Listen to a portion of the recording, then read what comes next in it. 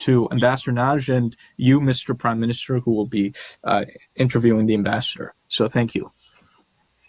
Thank you very much, Elias, for that fine introduction. And Ambassador Nagi, welcome to Voice of Biafra. Let's go straight to the question. I know we have a lot of questions for you, and we appreciate your time. Ambassador Nagi, what have been your history of engagement with Nigeria throughout your storied multi-decade career? You had been Deputy Ambassador of Nigeria during a tumultuous time of Nigerian history in the 90s, and then dealt with the country as Assistant Secretary of State of Africa Affairs between 2018 and 2021. Yes, thank you very much. And I am just honored to be on this broadcast. Thanks very much again, Elias, for the introduction. Uh, I, I've been interested in Nigeria actually since I was a student back at Texas Tech because the Biafra War was going on when I was a student. And I followed the events there very, very closely. Then, since all of my career was dedicated to Africa, we say in the American diplomatic service that you are not really an Africanist unless you have a tour in Nigeria. So I was very honored to be picked as the deputy ambassador back in the early 1990s, and I served a very distinguished American ambassador, Ambassador Walter Carrington, who many Nigerians still remember as being a champion for freedom. During my time in Nigeria, it was the military dictatorship. And because I got to know the country, I fell in love with the country and the people. I've been following Nigeria very closely ever since. It has broken my heart to see what such a country with incredible potential has suffered because of bad governance and other things. So for me, Nigeria is obviously one of the most critically important countries, not just in Africa, but frankly in the world. Thank you very much, Ambassador. Ambassador, why do you have a passion for justice for the people of Biafra, as well as similar groups such as Ambazoni?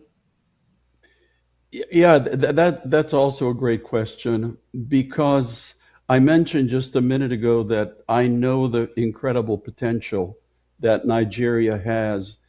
And I also know specific to Biafra that it is the part of Nigeria that contains so many resources. It is actually the part of Nigeria that makes the country rich.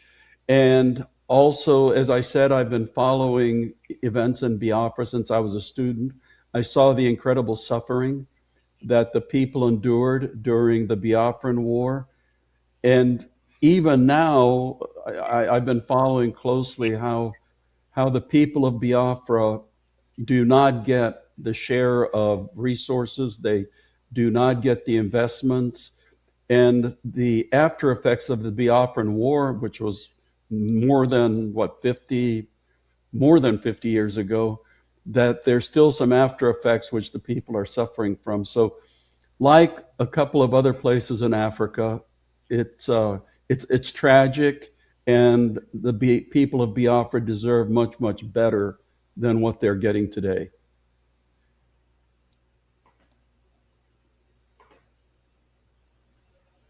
Thank you very much, Ambassador. The Biafra Republic government in exile has focused on promoting the U.S. recognition of Christian genocide in Nigeria and had aggressively engaged in lobbying campaign for such recognition in parallel with other advocates such as the Christian community and organization. These have been successful, with President Trump declaring Christian genocide in Nigeria. From our perspective, this allows for normalization on discussion of the concept of an independent Christian state in the form of Biafra. What are your thoughts about President Trump and the White House declaration about Christian genocide on Nigeria and steps taken to hold the Nigerian government accountable? Yeah, the whole issue of Christian suffering in Nigeria, as you know, has been quite controversial in the United States, has gone back and forth. And the people who deny Christian suffering use an argument which I would label as plain sophistry, because people say, people who object to the concept of Christian suffering say, oh, if you look at Nigeria, there are many more Muslims who die because of terrorism and violence and extremism than Christians. And what those people refuse to admit is that there are several consecutive crises going on in Nigeria at the same time, because you can look at what's going on in the Northeast, which is absolutely, it's a heavily Muslim area. So the violence that's going on in the Northeast is between terrorist organizations and the Muslim population. Central north part of Nigeria, it's kidnappings. Again, a heavily Muslim part of Nigeria. Northwest Nigeria is starting to be impacted by local groups and also by some of the terrorist organizations in the Sahel. Again, an Islamic area. But if you look at the area where the Christians are being targeted, which is central Nigeria and now in the southeast, the overwhelming number of victims are Christians, and the victimizers, the people that are perpetrating the violence, happen to be Muslim groups. I'm specifically referring to herder farmer violence in central Nigeria, where the herders, the Fulani, are overwhelmingly Muslim, and the farmers tend to be overwhelmingly Christian. So there is, in fact, a horrendous problem with Christian violence in Nigeria. And thankfully, the Trump administration is taken it very seriously, unlike the previous Biden administration. Thank you very much, Ambassador. What are your thoughts on the interconnection between the Nigeria Christian persecution issue ties in with the Biafra aspiration? Yeah, again, I understand, and from my studies, the region that is Biafra is overwhelmingly Christian.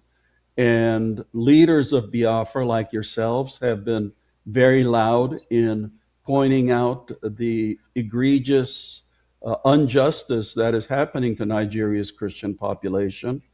And, there are also political forces at work, which we can talk about later, which also is very much against the Christians.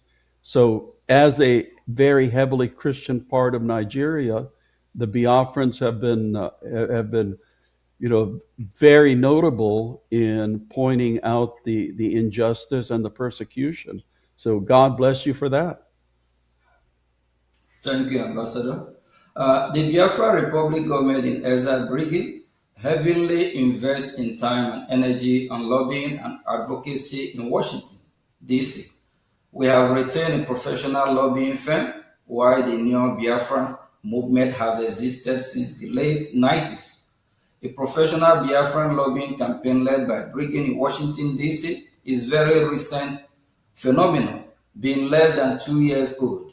Due to this change in strategy, in some ways, we have more success in the past 2 years than the previous 20. We have two questions relating this to ask. Can you explain to Biafran people why high-level lobbying and educating U.S. officials on the Biafran issue is critical? Sure. Number one, I am not a lobbyist. I have never been a lobbyist. I don't get any money for the causes I support. But causes like yours, to get the kind of attention in Washington that it needs, in my view, really does need a professional lobbyist. And I'll tell you why.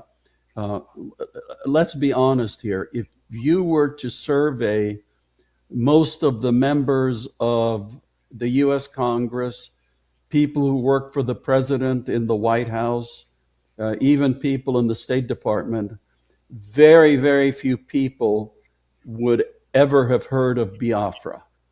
Obviously, everybody has heard of Nigeria, given its size and importance, but very few people would have heard about Biafra. Not too many people even know about the problem of Christians in Nigeria, although recently there has been some publicity. So, to get people, especially policy making, important people, to pay attention to your cause, to your issues, there needs to be a sophisticated, strategic, and high level information and education campaign. And frankly speaking, in the American system, to get that kind of education, to get that information around, you need somebody with influence amongst American policymakers. That's why hiring somebody, engaging somebody like Elias's company makes absolute sense for, as I said, a cause like yours.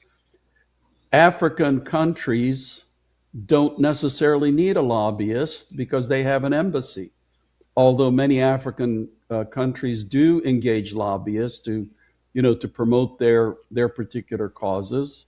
So, so for you to have people pay attention to what's going on in Biafra, it makes absolute common sense for you to engage a lobbyist.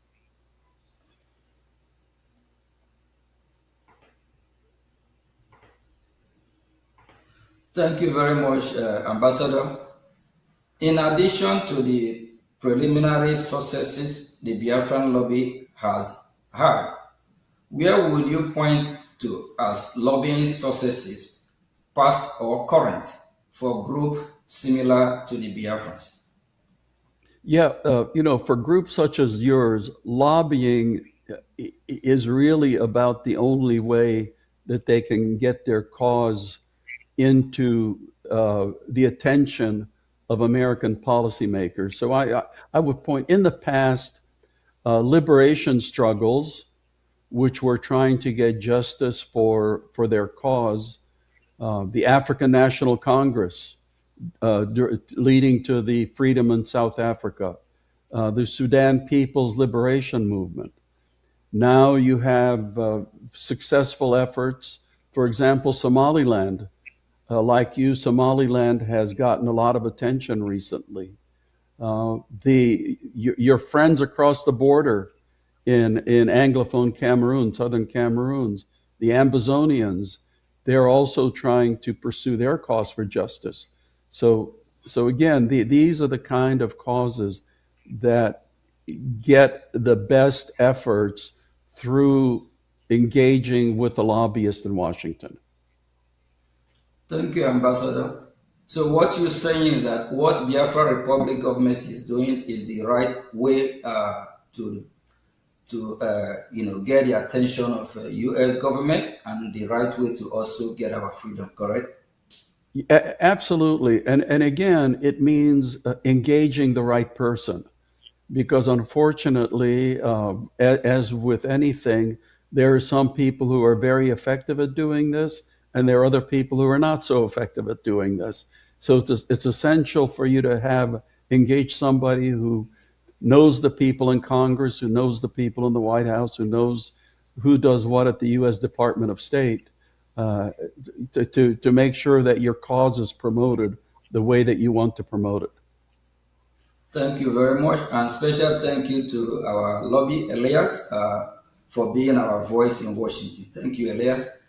The Biafra Republic government in exile has trans-action approach in engaging the U.S. government, making beneficial offers in the area of defense, security, and natural resources in exchange for U.S. political support, similar to what Somalia land is doing.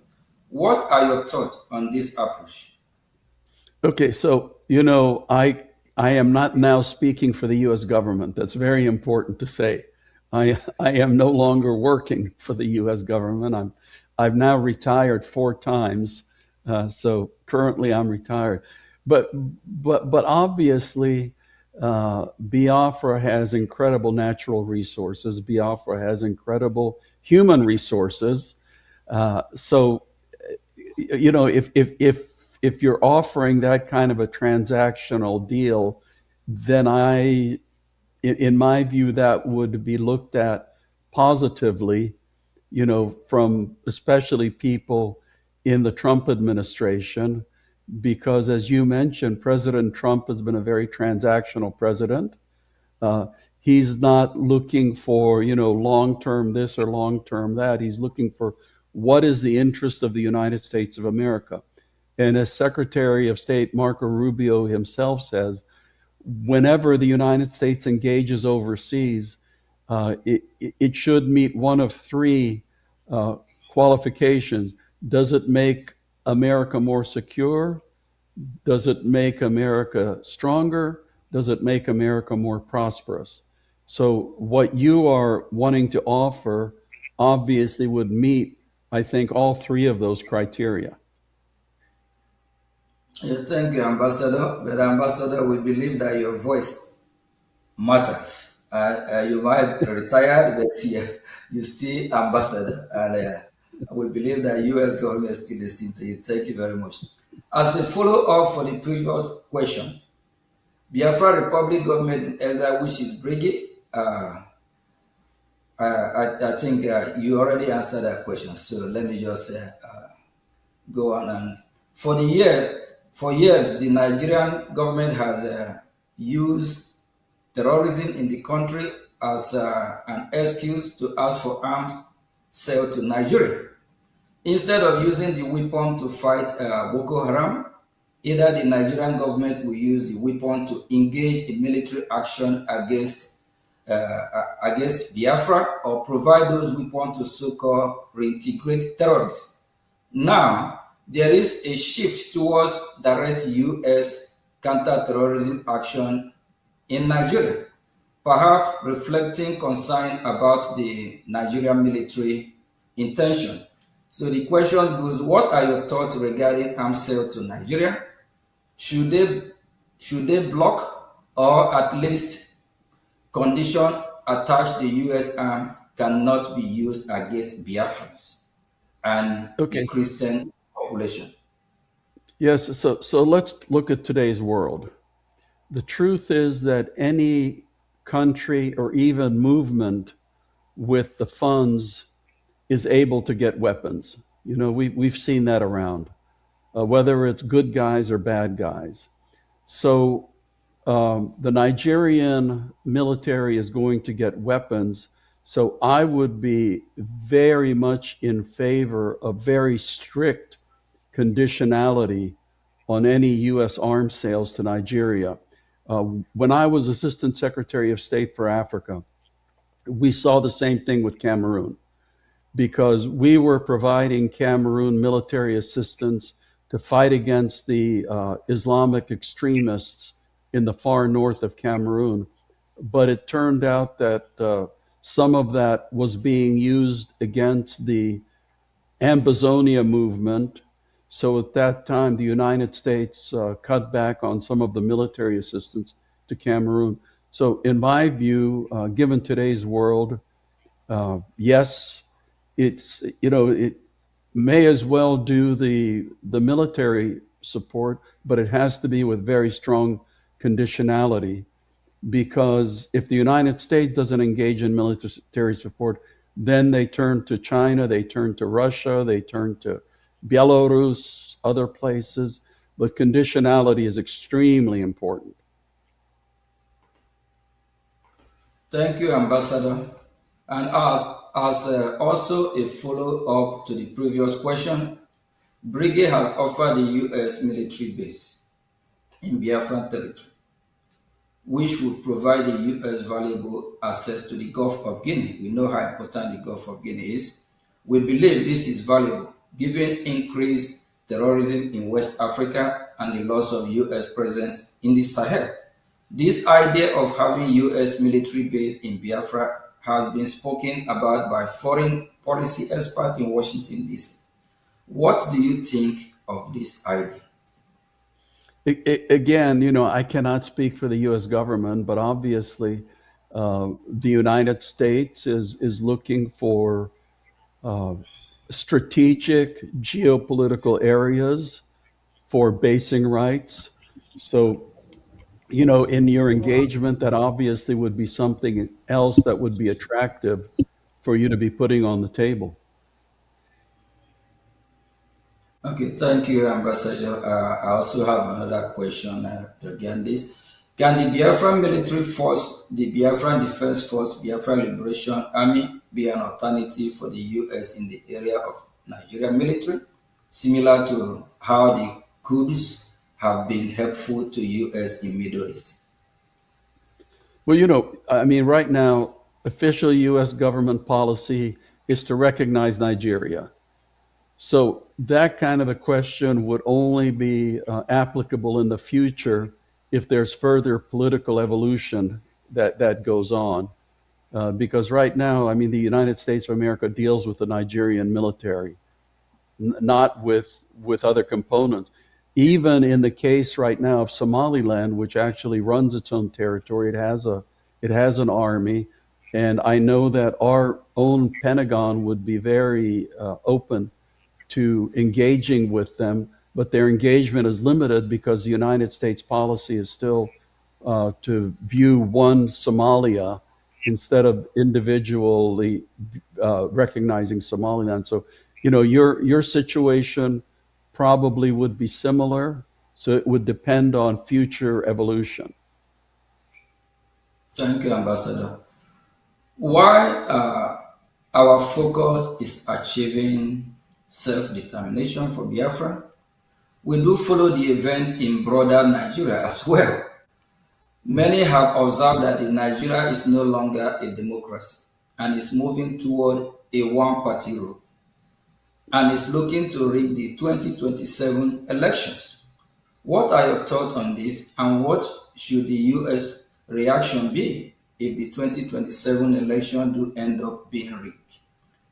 You may have a unique insight into this, given your time as U.S. Deputy Ambassador to Nigeria during the annulment of the 1993 election and the rise of Sani Abacha.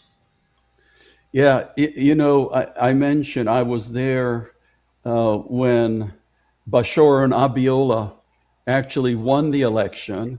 I got to know him pretty well, and he was an extremely frustrated man because I think the results were obvious to everybody, but Sani Abacha, Sani Abacha uh, made himself the ruler of Nigeria. So Nigeria's had a very precarious political past, and it it is in very dangerous territory again. You gentlemen all know that there was an understanding, not formal but informal understanding, that Muslim presidents would be followed by Christian presidents. And there was also an understanding that if the president was Muslim, the vice president would be Christian, and vice versa. And we also know now that that agreement has been broken. We've had Muslim presidents now, I think, for, if I'm right, for over 10 years. So the political situation is precarious. There have been some fairly influential people recently, including some of your human rights champions, who have cautioned that if people don't look out, then the country's on its way to the same road that unfortunately we have seen in some other African countries of it becoming a single party state. I think, when democracy was restored and Obasanjo became president, I think it was a very well devised plan to make sure that there would be at least two, if not more, national political parties.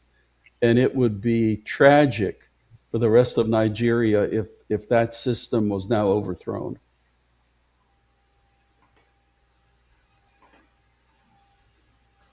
Thank you, Ambassador. Would a turn of Nigeria to one party rule also provide even greater reason and justification for Biafra aspirations.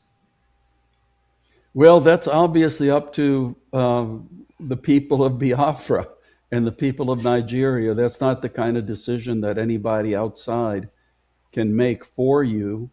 But that's definitely something that I'm sure that your leaders would put into the equation, because I understand that the whole thrust for what you're wanting to achieve is coming because the people feel marginalized. They feel like second class citizens. They feel like they have not been getting their share of the national treasures, even though they are providing much more than their share to the nation. So, that's the kind of frustration that leads people to look around and say there must be a better way to do this. Thank you, Ambassador. I know because of time, we still have a few more minutes left.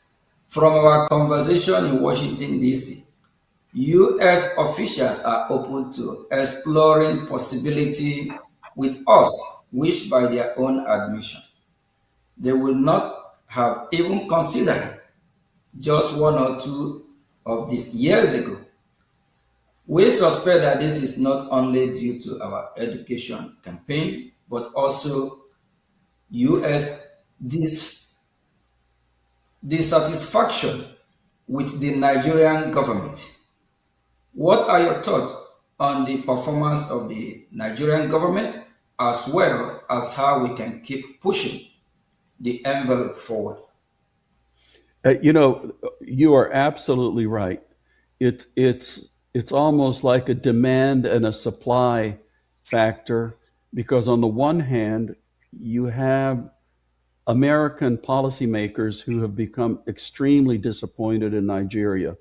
The victimization of Christians has been probably the most dramatic recent issue which has popped up, which American politicians and policymakers of all parties are looking at and saying, this is absolutely wrong. But as we all know, sitting here, that Nigeria is undergoing a series of extremely difficult and very serious crises. Most countries, any one of which would be existential, but somehow, you have to say the Nigerian people are extremely tough because they always get through these crises one after the other. But now they're going on at the same time. And with all of the crises going on, with all of the disappointment in Nigeria, all of a sudden you have your group, which is stepping forward, which is educating people and informing people about this solution that might be right in front of their eyes if they were to follow it, or if they were to support it. So you have the interior factors and you have the exterior factors. And all I can say is that you are making your push at a very timely moment of history. Thank you very much, Ambassador. And we always are going to be grateful for somebody like you with your voice, and also our lobby here, Elias. We have already pushed a lot in Washington D.C. A lot have happened. A lot of education meeting after meeting, just like throughout last week. Even we travel far and wide, all the way to even Florida. So it's just a lot. And the people of Nigeria, those that identify themselves as Nigeria, are crying. They are tired. They can't afford food to eat, no road, no electricity, nothing is working. Everything is just falling apart. The people themselves are tired. Thank you very much. Yeah. And And Washington DC. can I just say one thing? One thing I have noticed: Nigerians who leave Nigeria end up doing extremely well. When I was vice provost at Texas Tech, uh, I was in charge of all the international programs, and we had quite a few Nigerian students. So among the international student groups, the top grades were received by the Chinese students, but the second group were the Nigerian students. and most of them were in engineering or business. And I've always said, when Nigerians do so well outside of Nigeria, why in the world cannot it be one of the greatest countries on earth? Nigerians should be able to do just as well inside Nigeria as they do outside of Nigeria. And unfortunately, what has been stopping them has been the government. Yeah, you're absolutely right on that. Just because of the foundation of Nigeria, is built on faulty foundation. The division is just too much. That brought me to a former president called Goodluck Jonathan. Goodluck Jonathan quote from former president before him, like Nnamdi Azikiwe, Tafawa Balewa, and other before him, that they said that Nigeria, that the British government is trying to make it work, but the people are not making it work because the people are different. So they always like if the Yoruba today happen to be the president, the from the southeast Biafrans, they're not gonna like it. If the north happen to be the president, both the southwest, southeast, they have problem. Then if the it just don't just work. So I think the best thing is ours to go our separate way, and that's where it's heading to. Thank God that US is doing what they're supposed to do as leader of the free world now, and I'm so happy because going to Washington for the past 2 years, Elias have really taken me on the journey. We have a lot of meet a lot of US. Actually, we have met with you, I believe, 3 or 4 times too. Mhm. So, and what we hear coming from Washington, they are now beginning to shift, move from how they think about Nigeria before, because now they find out it's not going to work. Thank you very much, Ambassador. And Um, just one thing I want to add, Prime Minister, too. I think another timely aspect, and Ambassador, you might find this interesting, is that unlike in the 1960s during the first Biafran civil war, when you had a strong sense of Nigerian nationalism, because so many communities throughout Nigeria had been marginalized, unlike in the 1960s, a lot of Nigerians outside of Biafra, people from other tribes and other regions of the country, are not opposed to what the Biafrans are doing because they themselves have been victims of either bad governance in Nigeria or have been victims of terrorism and these general plights. So if you in monitoring and speaking with non Biafrans, the mindset of a lot of the not the government but the Nigerian people is okay, if the Biafrans want to go, let them go, because we're also suffering a lot of the same issues. So I think the good thing is I don't think we're going to have a repeat of the 67 to 70 war, because a lot of people throughout the country see the flaws in the system and now personally relate to many of the things that the Biafrans have gone through. Granted, the Nigerian government is, of course, vociferously opposed to the to what the Biafran aspirations are. But putting the government aside, I think in terms of the general population, even outside of Biafra, there's a lot of, if not sympathy, at least understanding. And I don't think the Nigerian government will even have the moral support to engage in a heavily militarized conflict against the Biafrans. I think what they're doing against the Biafrans is already unpopular throughout the country. Even many non-Biafrans have criticized the Nigerian government for their heavy-handedness in dealing with the Biafrans. And I think from a population perspective, I think many things are moving our way. Of course, the Nigerian government has its vested interests, and they'll be much more aggressive towards the Biafrans for the foreseeable future. So I just want to add that perspective as well. thank you very much, Elias. And Ambassador, I know we have thrown a lot of questions on you. We just have a few more to go. And I don't, they actually shocked me, and I believe it shocked other people when they see this, find out that the same people that have been massacred today, like the Middle Belt, both the minority in the north, these are the same people that fought against Biafra, killed Biafrans in Yeah. million. And these are the same people that years ago, all of them be campaigning one Nigeria to save Nigeria. The same Nigeria they try to save is killing them. So they themselves, I believe, they want to leave, they want to exit Nigeria. They are getting tired. We need to save the life of the Middle Belt. minority in the north, even the Muslim moderate, whether Muslim moderate or whatever, no one deserves to die. So each region just have to go their separate way. I believe even the north will live better on their own. The southwest will be better on their own. The north, the southeast, which is Biafra, will be better on our own. And the middle belt, and they are good in agriculture, did not have a gold. There's gold in Zamfara. So the southwest have minerals, and they also have a potential of surviving as a country of their own. We Biafrans also, we also survive on our own, of which if they don't, we will help them. Thank you very much, Ambassador. Ambassador, we have just two more questions for you. What are your thoughts on how Biafrans should frame the Biafran struggle to the U.S. government and to international audience who may be unfamiliar with the conflict?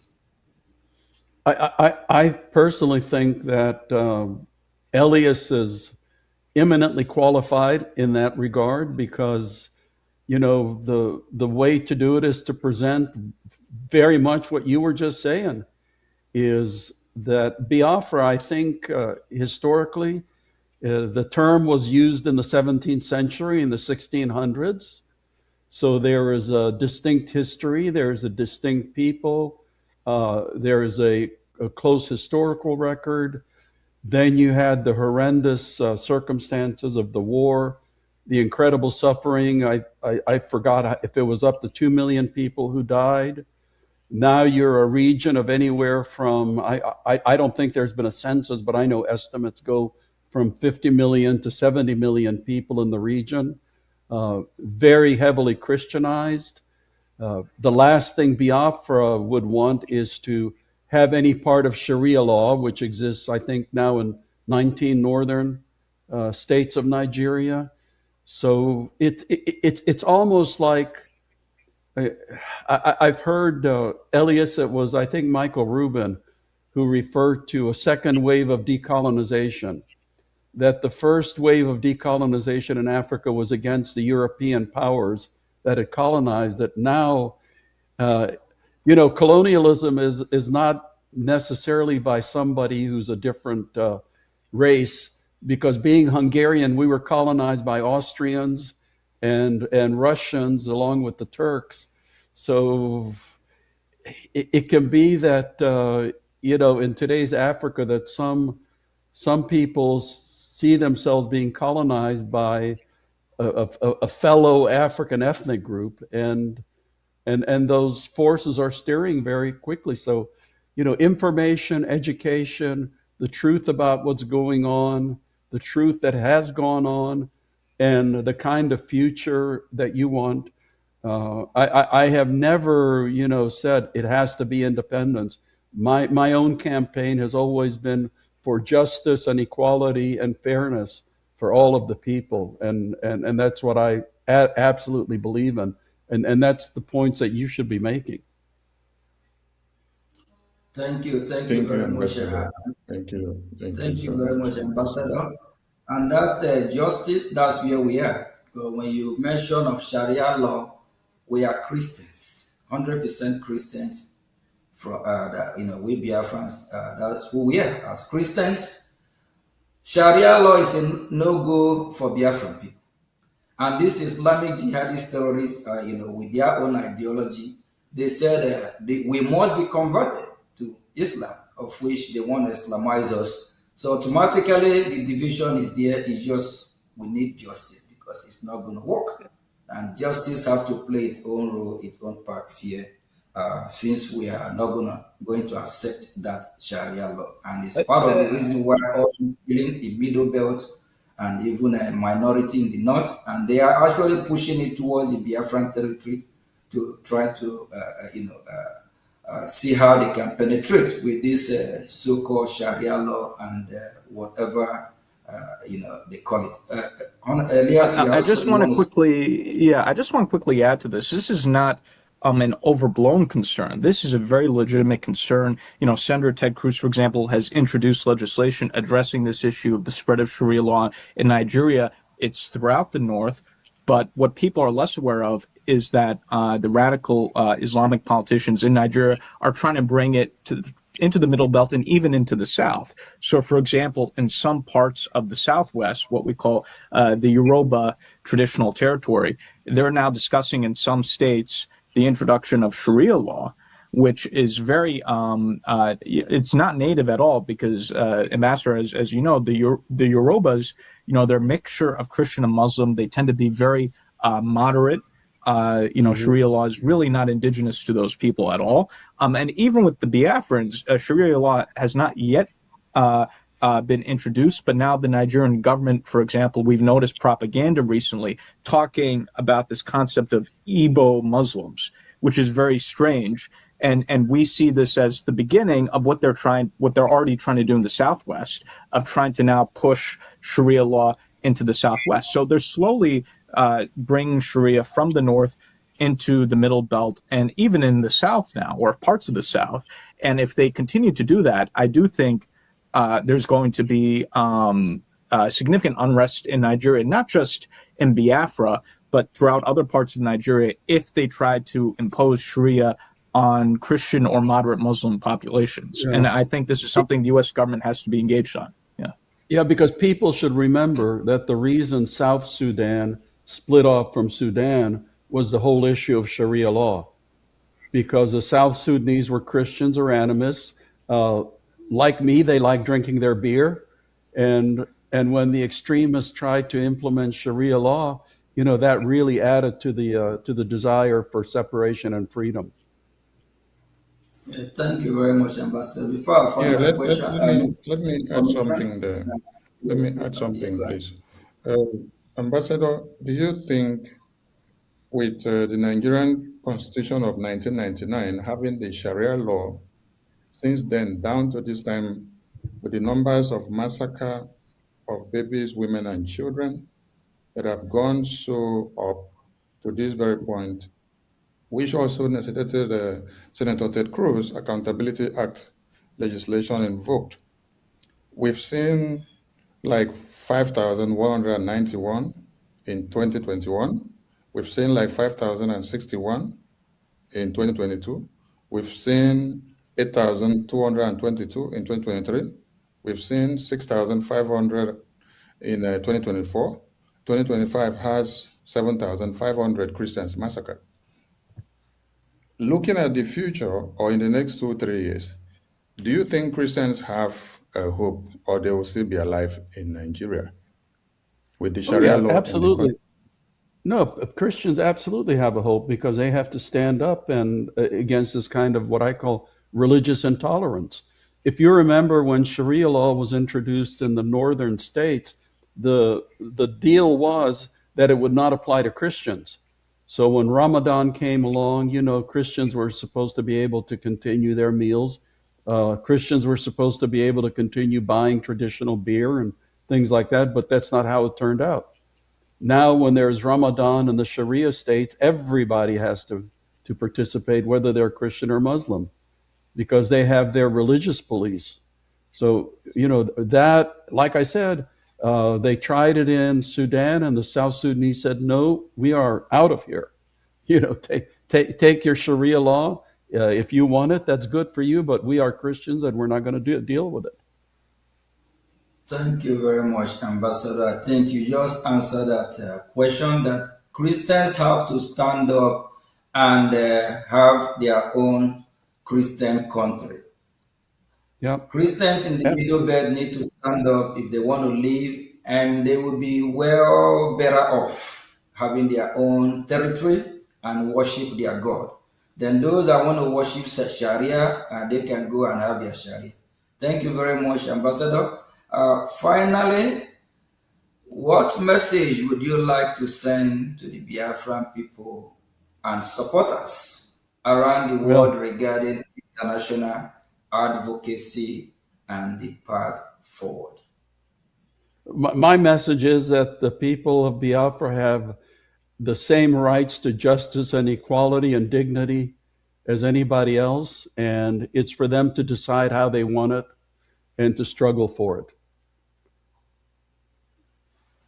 Thank you very much. Thank you, Ambassador. Thank you for being part of this program today. And I know that Biafrans and the lovers of freedom around the world will be very happy to see you on VOB, Voice of Biafra. And Minister of Information, what do what do you have to say to our Yeah. wonderful ambassador here, being in our I want show to today? say a very big thank you to our wonderful ambassador who has been the friend of the Biafran people, the friend of the Christians, and the friend of everyone that do not carry machete to cut off heads of babies, women, and children in their communities. And that brings me to the conclusive question to our ambassador as he showers us the grace. Nigeria pays terrorists and reintegrate them into their military formations. Some people may be asking, if Nigeria wants to emulate America, where are they copying this kind of habit from? Is it okay I for Nigerian government to pay terrorists and reintegrate them into the military formations? When I went through some documentaries the last time, they said they are trying to use the terrorists by reintegrating them into their military formations to go after another terrorist. And these are the same terrorists that ruined their plan before they go out to attack the other terrorists. What do you have to say about this? Because I would have loved to okay. hear if America is reintegrating the ISIS or the Al Qaeda into the US Department of War. Thank you, sir. So do you turn the hyena into a guinea fowl by bringing the hyena into the guinea fowl house? I don't think so. Ambassador, what is that not the same playbook of Afghanistan by Taliban, right? Yeah, no. Anyway, listen, thanks so much for having me, and God Thank bless you. you, and God bless your struggle. Thank you very much. Thank you. Thank you. Thank you. Bye Thank bye. you very much for having you. Thank you. Thank you. Okay, Biafrans, we just, is this not wonderful having somebody like Ambassador Tibunage? Is that not wonderful? And on the 4th of May, 9 a.m. Eastern Time, 2 p.m. Biafran time, we'll be having a Marco Rubin on our show. So please tune in as well. And,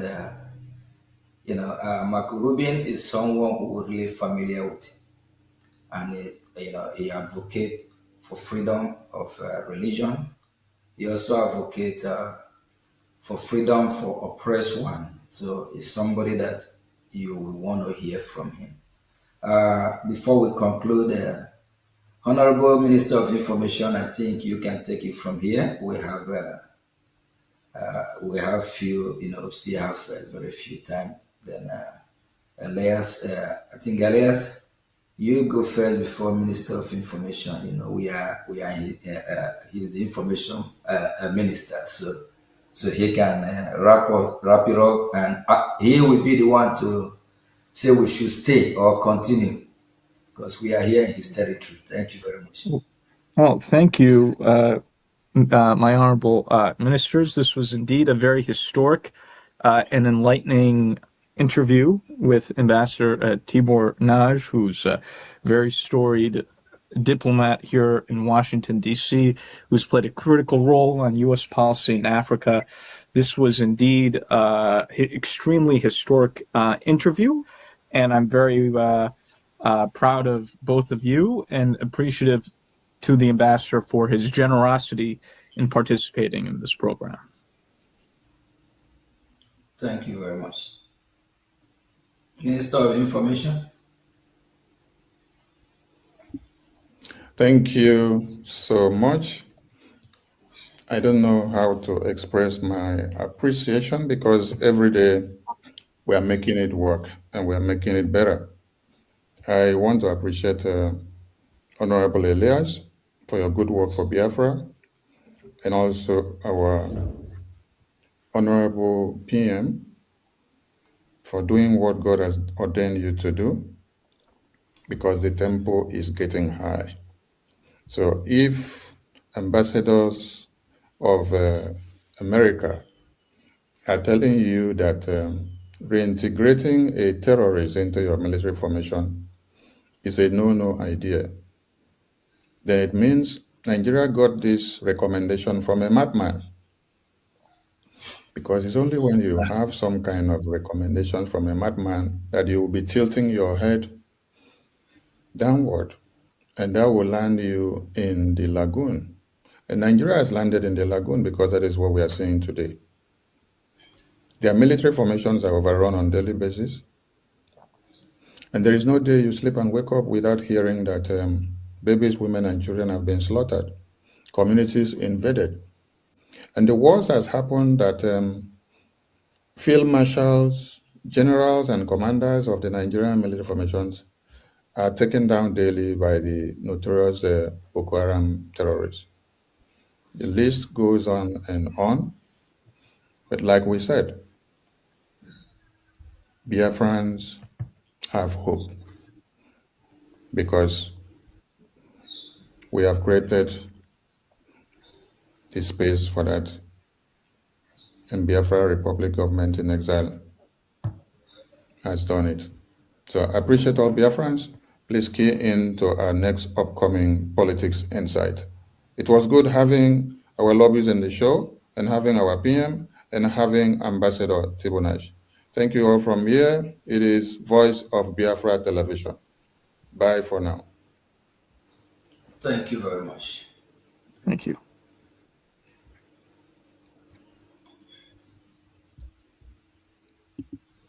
Oh, no,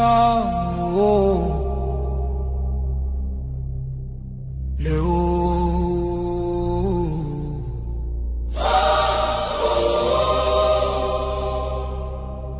From every village, every city, from homeland to diaspora, hope is rising again.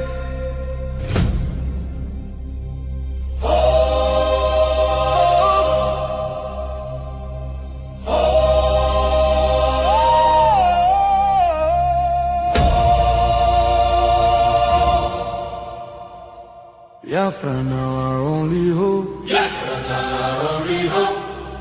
Hope for today, hope for tomorrow. No more pain, no more sorrow.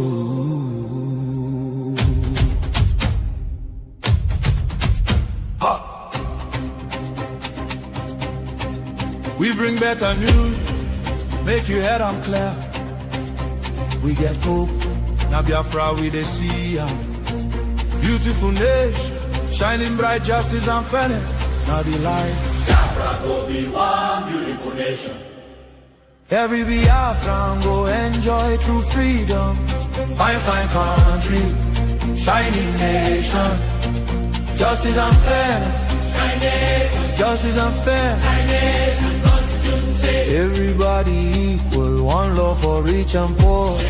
Leader or citizen, no different, justice go speak with confidence. No oppression, No discrimination, rule of law for the nation. Truth and justice go reign forever. Biafra go dey strong and better. Where your hope? Biafra, Who be your hope? Biafra, Waiting be your country. Biafra. No more suffering and smiling. No more fear, no more hiding. Respect and dignity for all. Every citizen standing tall.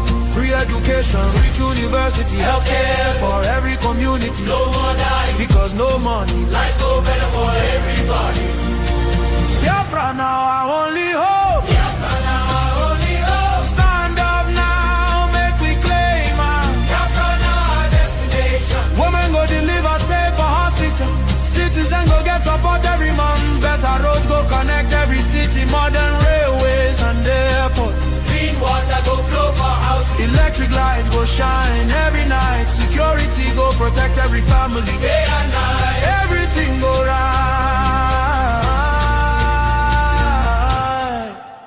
You fit waka free for midnight. Go your road without fear. Kidnapping and violence disappear. Peace and progress everywhere. Mama and papa go get retirement benefits. Nobody go kill you for Biafra and go free. Now wahala, the person don't buy for him head. Oil and gas beneath our ground. Now the people will get the land, go control them. Resources go serve the people. Prosperity go spread for all. Anything we did for our land. Now our citizens go manage them. Development go reach every corner. Nobody go suffer again. No vote buying. No rigging game. Election fair and play. One woman, one vote. One man, one vote. Your voice go matter every day. Biafra now our only hope. Biafra now our only hope. Hope for today. Hope for tomorrow. No more pain, no more sorrow.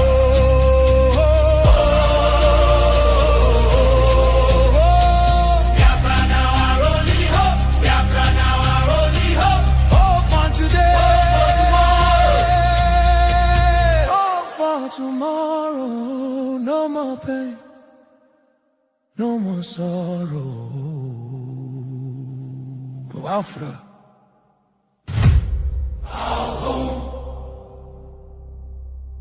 Our country, our future. Biafra now our only hope.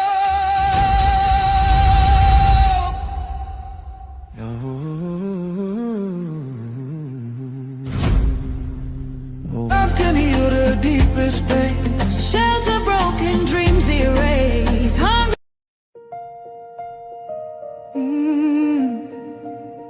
Can you hear the cry from the broken land, from the wounded hearts? Nigeria, they bleed, people they cry, tears for the ground. Nobody asks why. Over 7,000 souls don't fall. Every single day, we still there call. Churches burning, hope fading fast.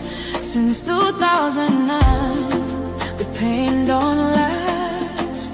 50,000, maybe more. Heaven they count every single soul.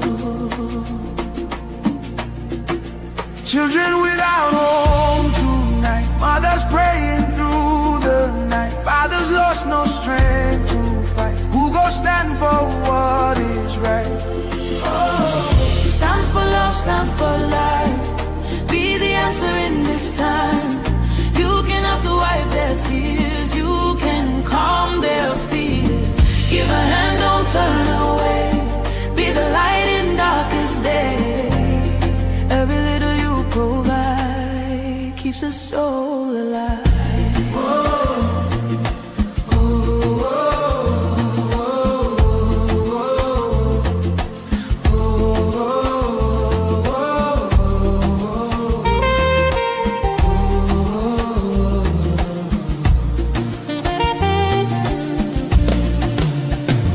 Millions roaming, nowhere to stay.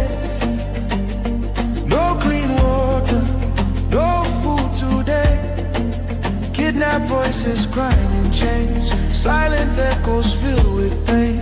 19,000 churches gone, but faith still rising. Holding on. In the ashes, hope remains. Love can heal the deepest pain. Shelter broken, dreams erased. Hungry hearts we can embrace. Let compassion take its place. Now's the time to show His grace.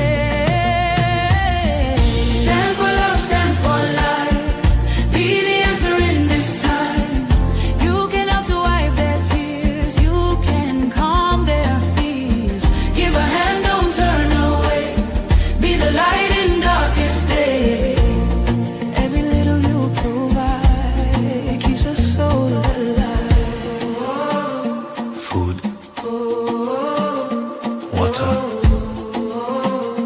shelter, hope.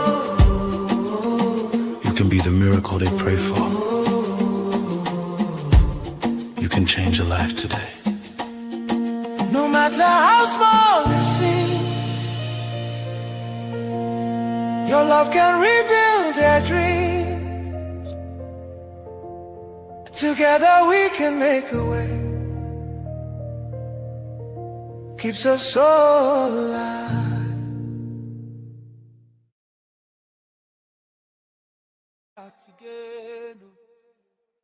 Now Biafra they call all Biafrans.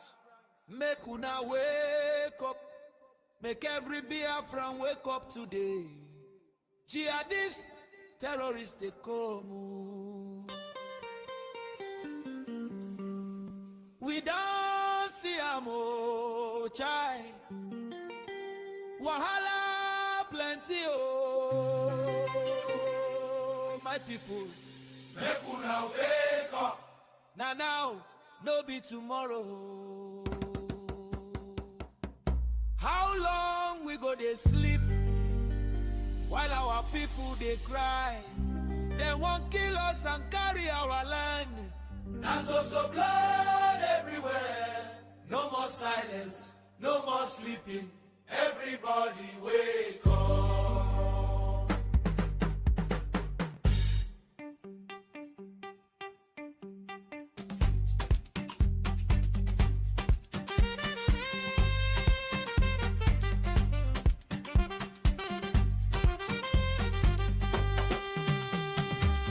Make I talk am well, make everybody hear.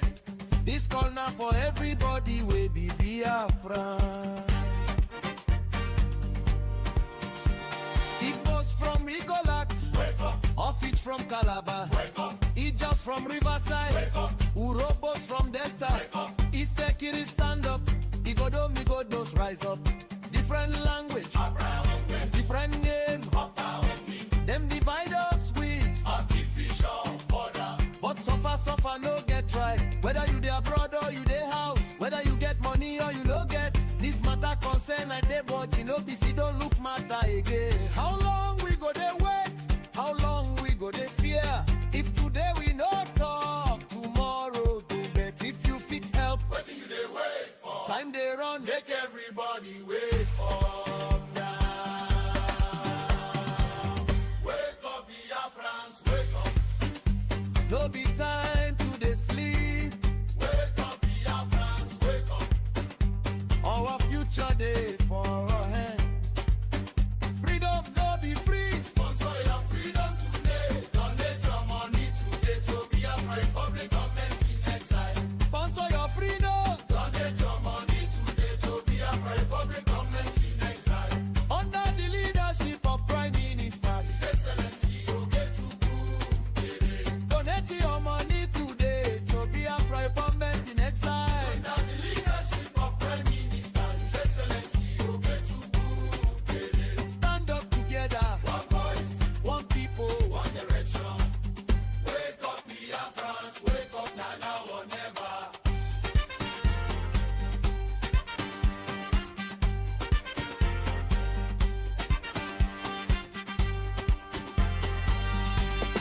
Pastors, make una wake up. This one no be sermon, no be preaching. Prayer na good thing, but without action, prayer no go work. Prayer without action no be anything. Faith without action no go fit work. Elders of the land, if house they burn, silence no be solution. Tradition leaders, kings and chiefs, una get voice, una get influence. Freedom no be free. Pastors, bishops, wake up and sponsor your freedom today. Tell your church members, Biafra Republic government in exile. Under the leadership of Prime Minister His Excellency Ogetukwu. Pastors, bishops, judicial leaders, wake up and donate your money to Biafra Republic government in exile. Led by Prime Minister His Excellency Ogetukwu. If they take over your land, they go turn your churches to mosque. If they capture Biafra land, everybody go suffer. If they capture Biafra land, nobody go fit talk about church again. Unity na power, na action be the holy solution. Your voice get power.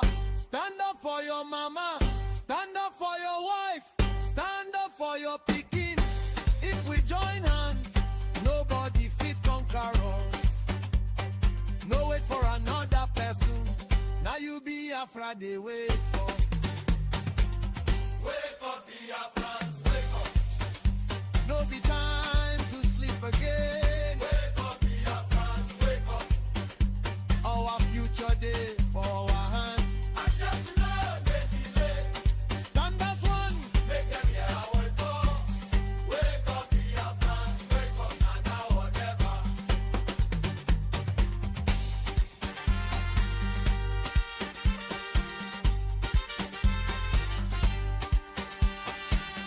Wake up, Biafrans, wake up. Everybody rise, no delay. Wake up, Biafrans, wake up. Today na the day we must choose our destiny day for our hand. Biafra, a public government in exile. Under the leadership by Prime Minister, His Excellency Oboke. Now him be the only government where they work for Biafra days.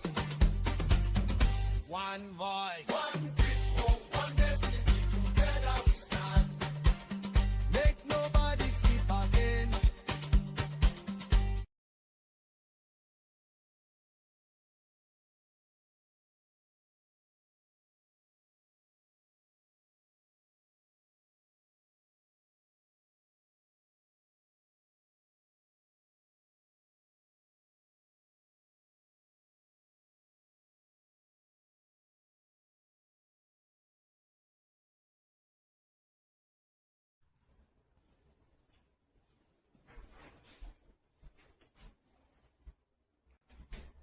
Good afternoon from here, from Biafra Republic Government in Ezra Headquarters in Baltimore, Washington metropolitan area.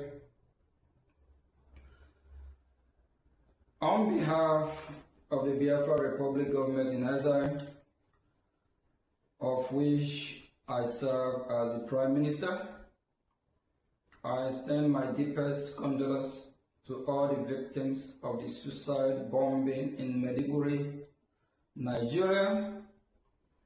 For too many innocent lives, both in Biafra and across Nigeria, have been lost to radical Islam terrorists.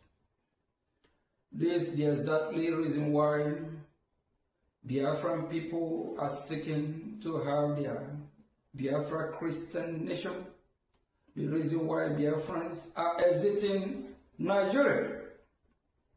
The Nigerian government has not only failed to defeat this terrorism, but through its negligence and inaction has effectively aided and abetted its spread.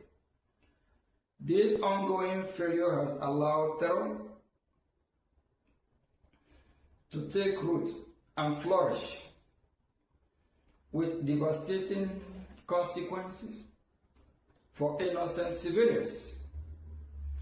At the same time, President Bola Ahmed Tinubu has been attending reception in the United Kingdom, while Nigeria descends further into chaos and insecurity.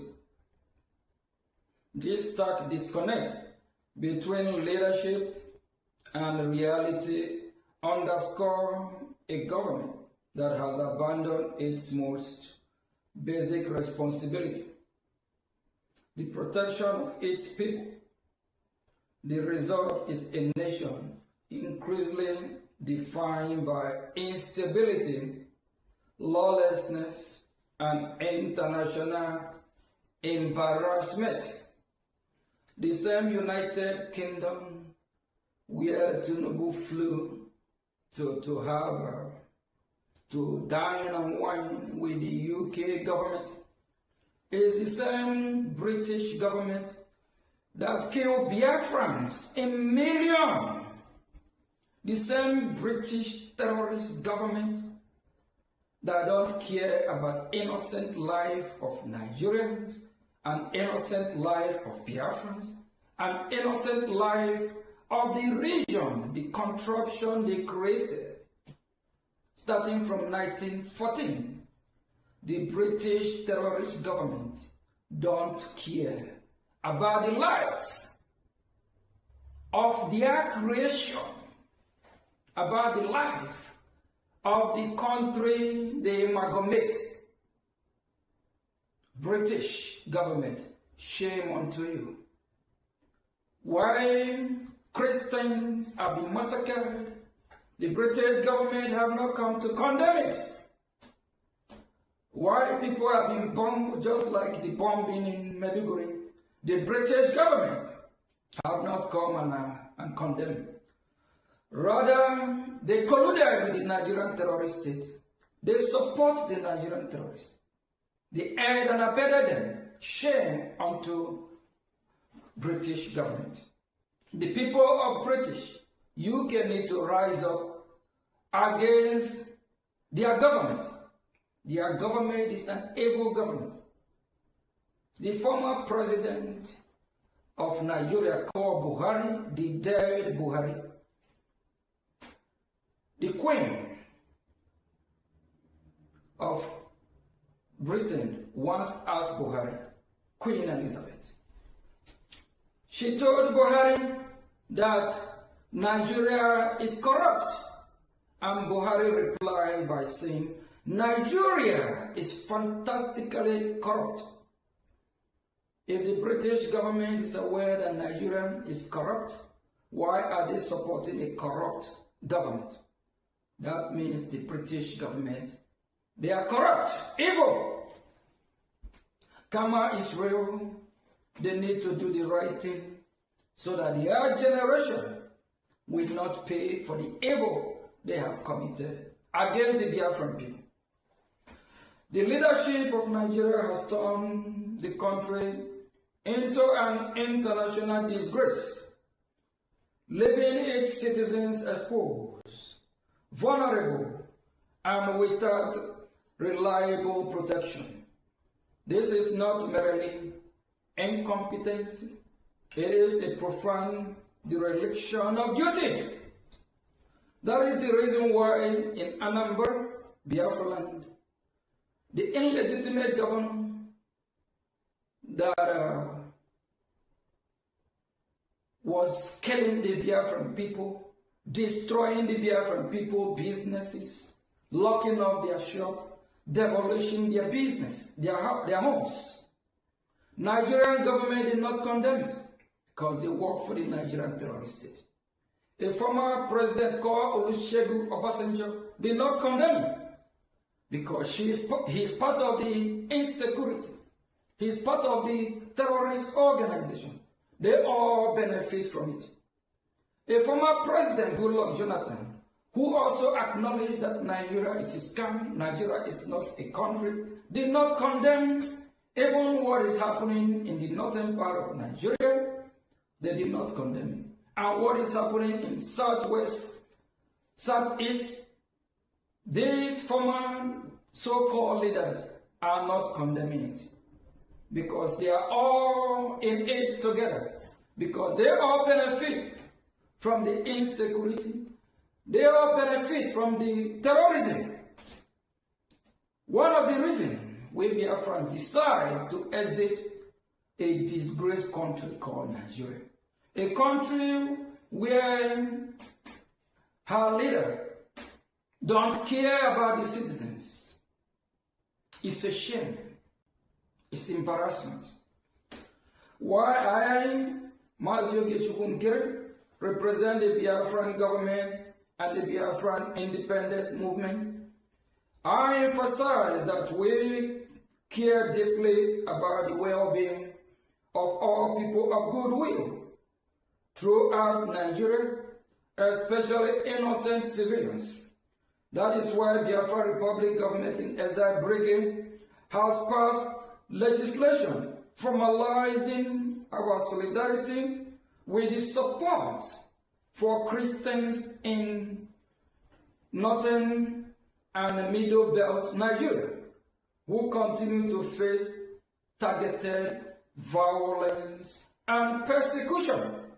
Our legislation bill 0226 is to grant Christians that have been persecuted in Middle Belt and in Northern Nigeria a citizenship in Biafra land after Biafra is totally restored and liberated. Biafra will be a safe haven for them. Please support the cause of Biafra, leaders of this free world, because our life matters. And we Biafrans, we try to coexist with these monsters, but with their terrorism, insecurity daily, we are not compatible. To save life, we urge the Middle Belt to stand up and ask for their own country. And while the Biafran people are fighting to exit the disgraced country called Nigeria, the leaders of Nigeria sponsor insecurity. They sponsor the terrorists. How do you expect Nigerian government to stop the insecurity or to stop the terrorism? Nigeria is a second Iran. They have the same ideology of how to Islamize the entire region and how to wipe the Biafran people from their ancestral land. We Biafrans are Christians, will remain Christians, and the Biafra land must be liberated. Once again, I offer my deepest sympathies and condolences to the victims and their family. We are all in this together. We'll fight to be free from a failed state, a failed country called Nigeria. Shame to the British government for sponsoring terrorism, for sponsoring insecurity in Nigeria. Shame to the British government for not condemning the genocide against the Christians, for not condemning the insecurity that is happening around the globe. Thank you all from here. God bless United States of America. God bless Biafra Republic.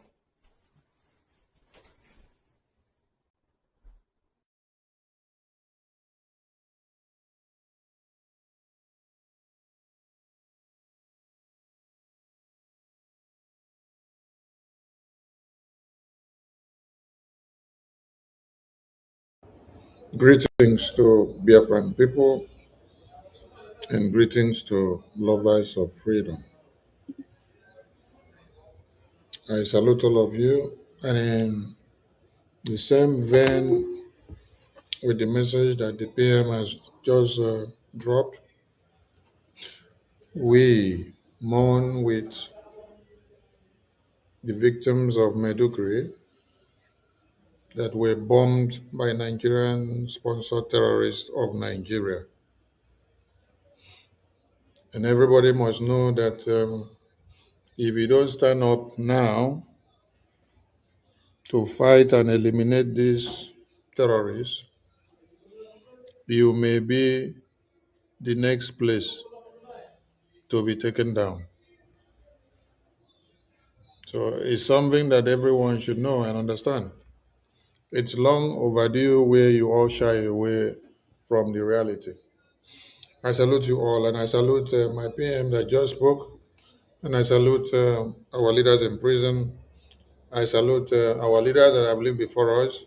I salute the entire cabinet of BRJ. I salute the BDF. I salute Biafran people in the homeland, the de facto government.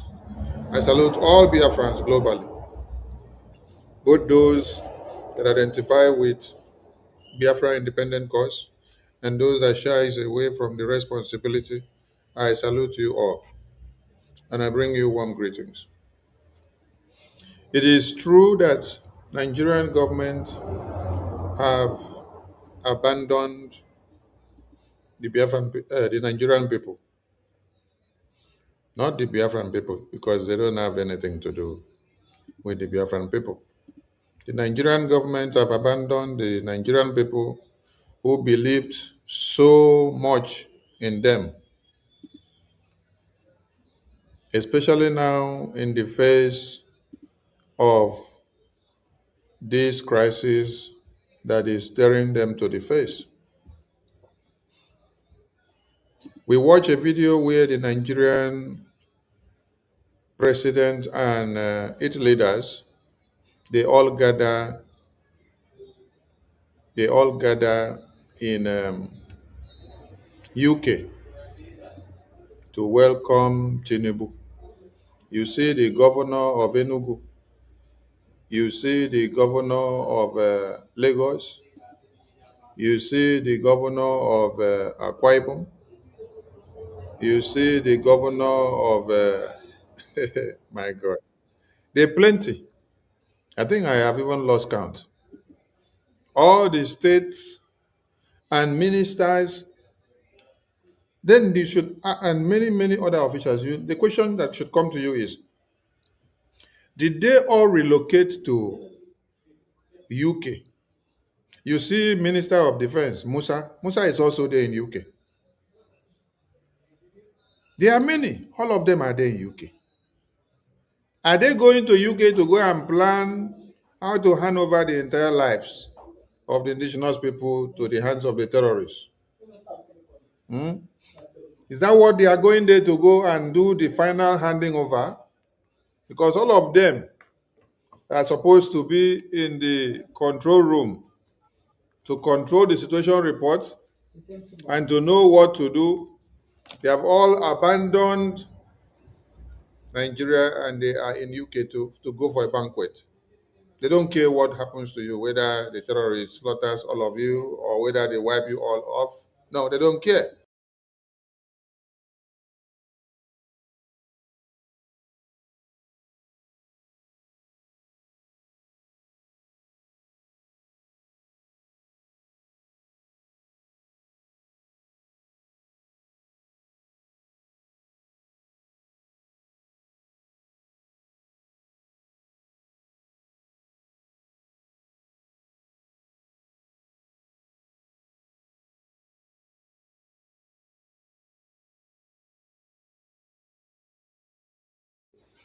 Can you see the video on the screen? The video on the screen is telling you what the terrorists have done in Meduguri.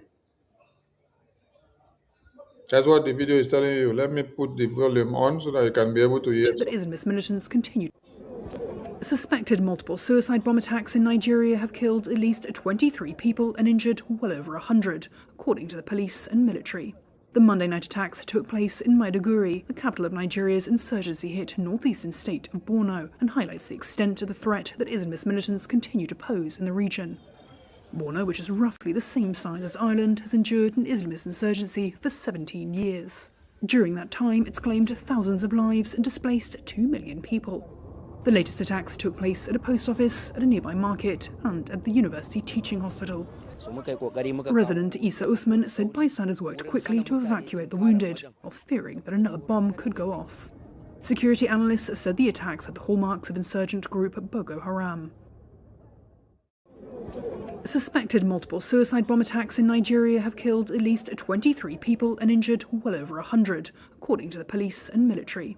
The Monday night attacks took place in Maiduguri, the capital of Nigeria's insurgency-hit northeastern state of Borno, and highlights the extent of the threat that Islamist militants continue to pose in the region. Borno, which is roughly the same size as Ireland, has endured an Islamist insurgency for 17 years. During that time, it's claimed thousands of lives and displaced. Now, the newscaster or the commentator here said that this has happened for over 17 years. For 17 years, the Nigerian government have done nothing about it, right? Okay, let me play another one here for you to see. This one I played before is 2026, and it happened yesterday. For over 17 years, that means it is something that they have mapped out the route for it to be happening because it is for the conquest agenda. Yes. Mazen Namdekano started speaking and crying about everybody waking up in 2012. I want you all to do the calculation. 2012 to this very day. 2012 to this very day is how many years? 2012 to this very day is how many years? Okay, it's 14, right? That means the thing started even before Mazen Amdekan started speaking.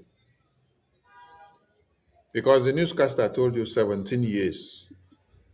So if you calculate 2012 to this very day, it's 14 years. What has been the proactive measures that the government put in place to take care of it? None. All right. This is when? This is 2014. 2014. So that you can understand how dying.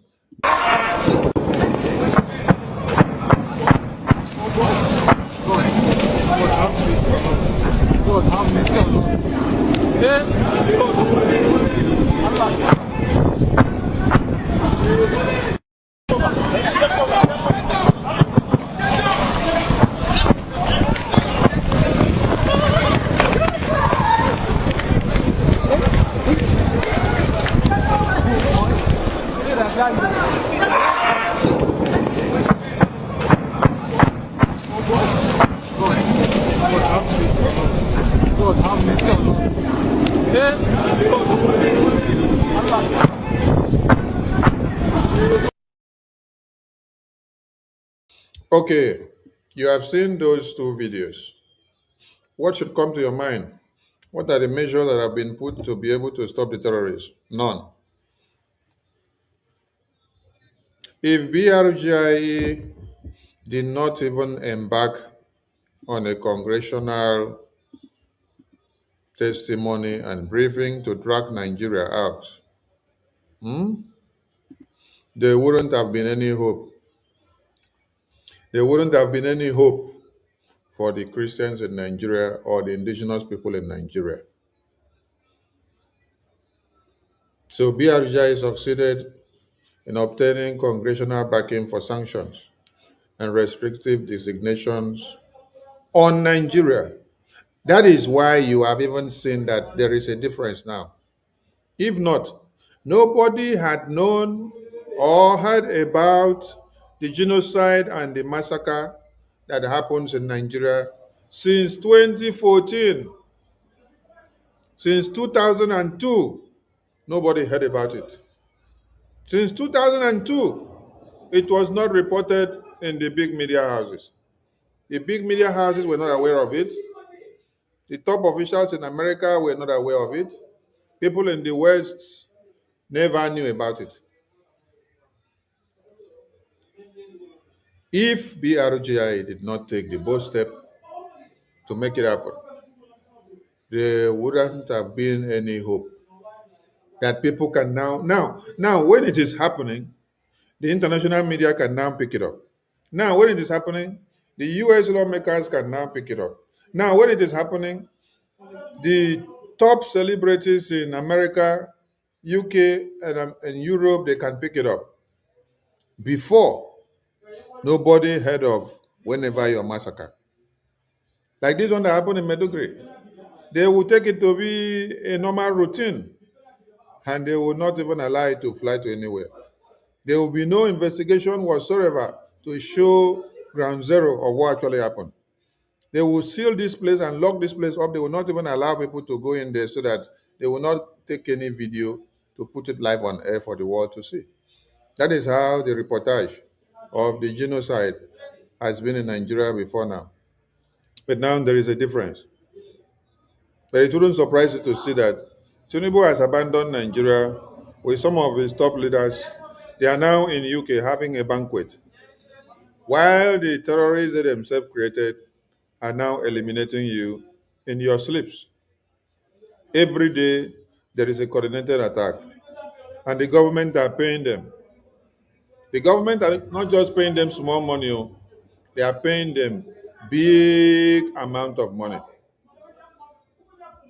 Big amount of money is what the government of Nigeria are paying the terrorists. Here you can see one of it, that the government of Nigeria do well to pay the terrorists. 7.7 billion naira on Borno Boko Haram rehabilitation in 21 months as bombing persists. This is the same Medugri, the same Borno state where the bombing of people happened yesterday. And this is where the terrorists are highly paid. This is the Nigerian government that you see. That is why God will continue to punish Nigeria and punish every Igbo politician that has their hand in the kidnapping of Mazi Nnamdi Kanu and the imprisonment of Mazi Nnamdi Kanu. Yes, if you are Igbo politician and your hand is in it, God will punish you, punish your children, punish your family, punish your generation, punish your village, punish everything that has linkages to you that glorifies you. Whoever knows about it and then glorifies you. Yes, that is why I am driving into another point now in this very broadcast. I salute everybody. They will from here. I'm going into a different thing now in this very broadcast because today's broadcast is going to be it dey pain me o gaga. It dey pain me o gaga. It's not going to last too long, but it dey pain me o gaga. Now, I want to go to the video of Sunday Igbo. So, I want to go to the video of Sunday Igbo. Yes, here is the video of Sunday Igbo. And I'm going to make a statement here. If you are in any way a Biafran and you are attacking Sunday Igbo, it means you are very stupid, honestly. If you are attacking Sunday Igbo and you are a Biafran, you are attacking Sunday Igbo for supporting Tinubu, his own brother, for supporting Tinubu, for supporting Nigeria under Tinubu, his own brother, you are very stupid. You know why you are stupid? I will explain why you are stupid. Let me open the video. I will explain why I say you are stupid. Yes. Before you start attacking Sunday Igbo for telling you that anybody that brings banner of Atiku, banner of Peter Obi, or banner of any other political party to Yoruba land, that he go take in head carrier. Before you start attacking Sunday Igbo, ask yourself a question: what has happened to you first?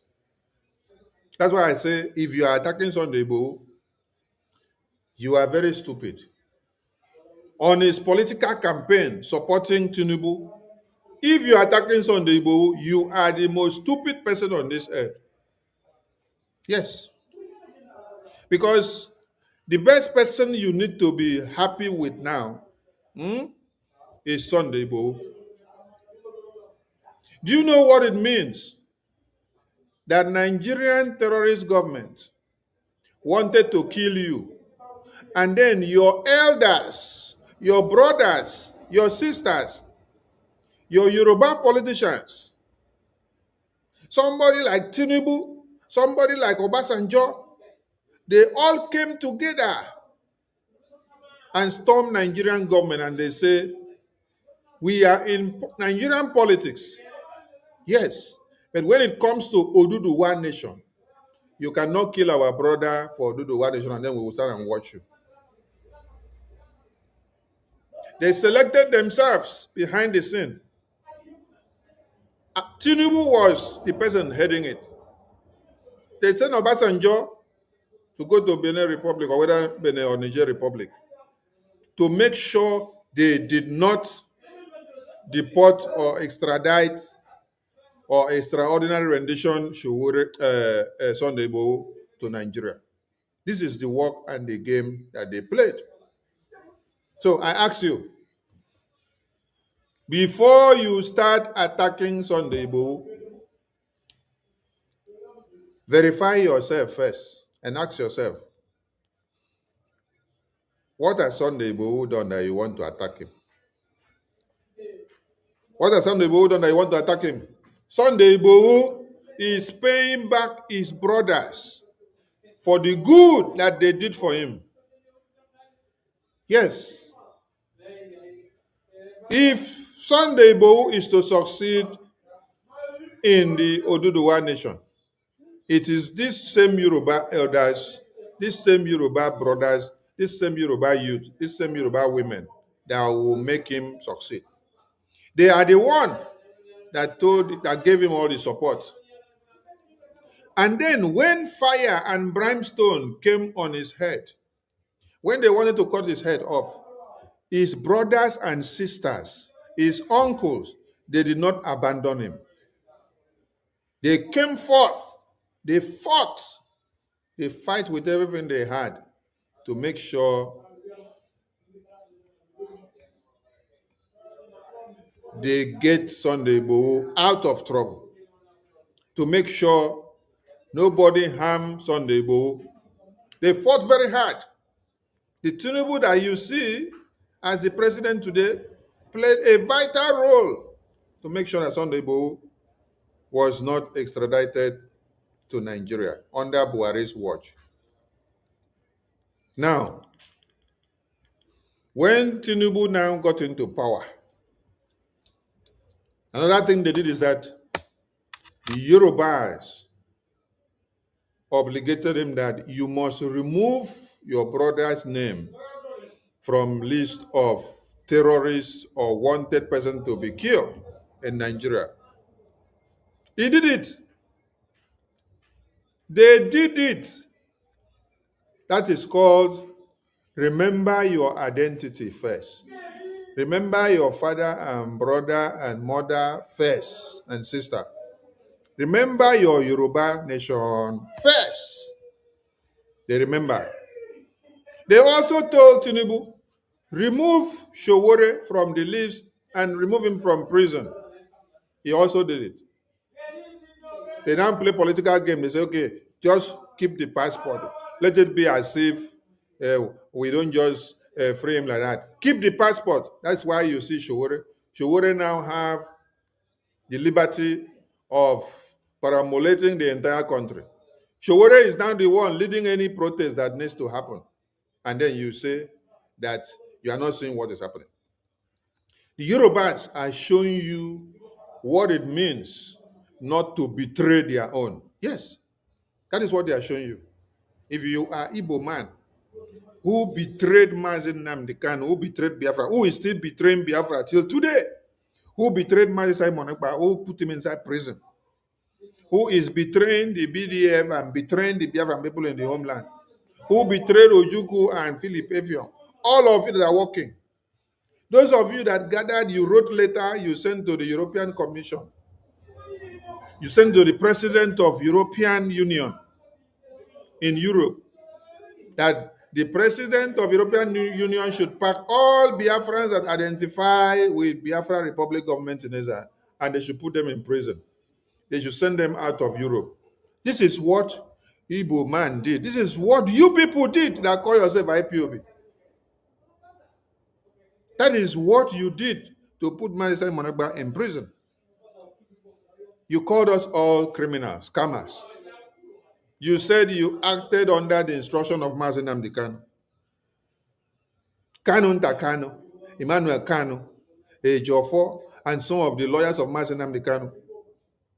Then the IPOB DOS, Then they now All Igbo Congress, Ohaneze Ndị Igbo, Avid Group, Ambassador Nonsense, a Rising Group. They pack all of them themselves. Oh, this is what you people did.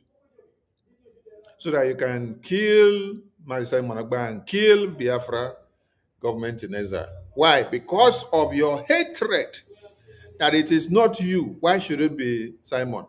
It is not you. Why should it be Biafra government in Ezra?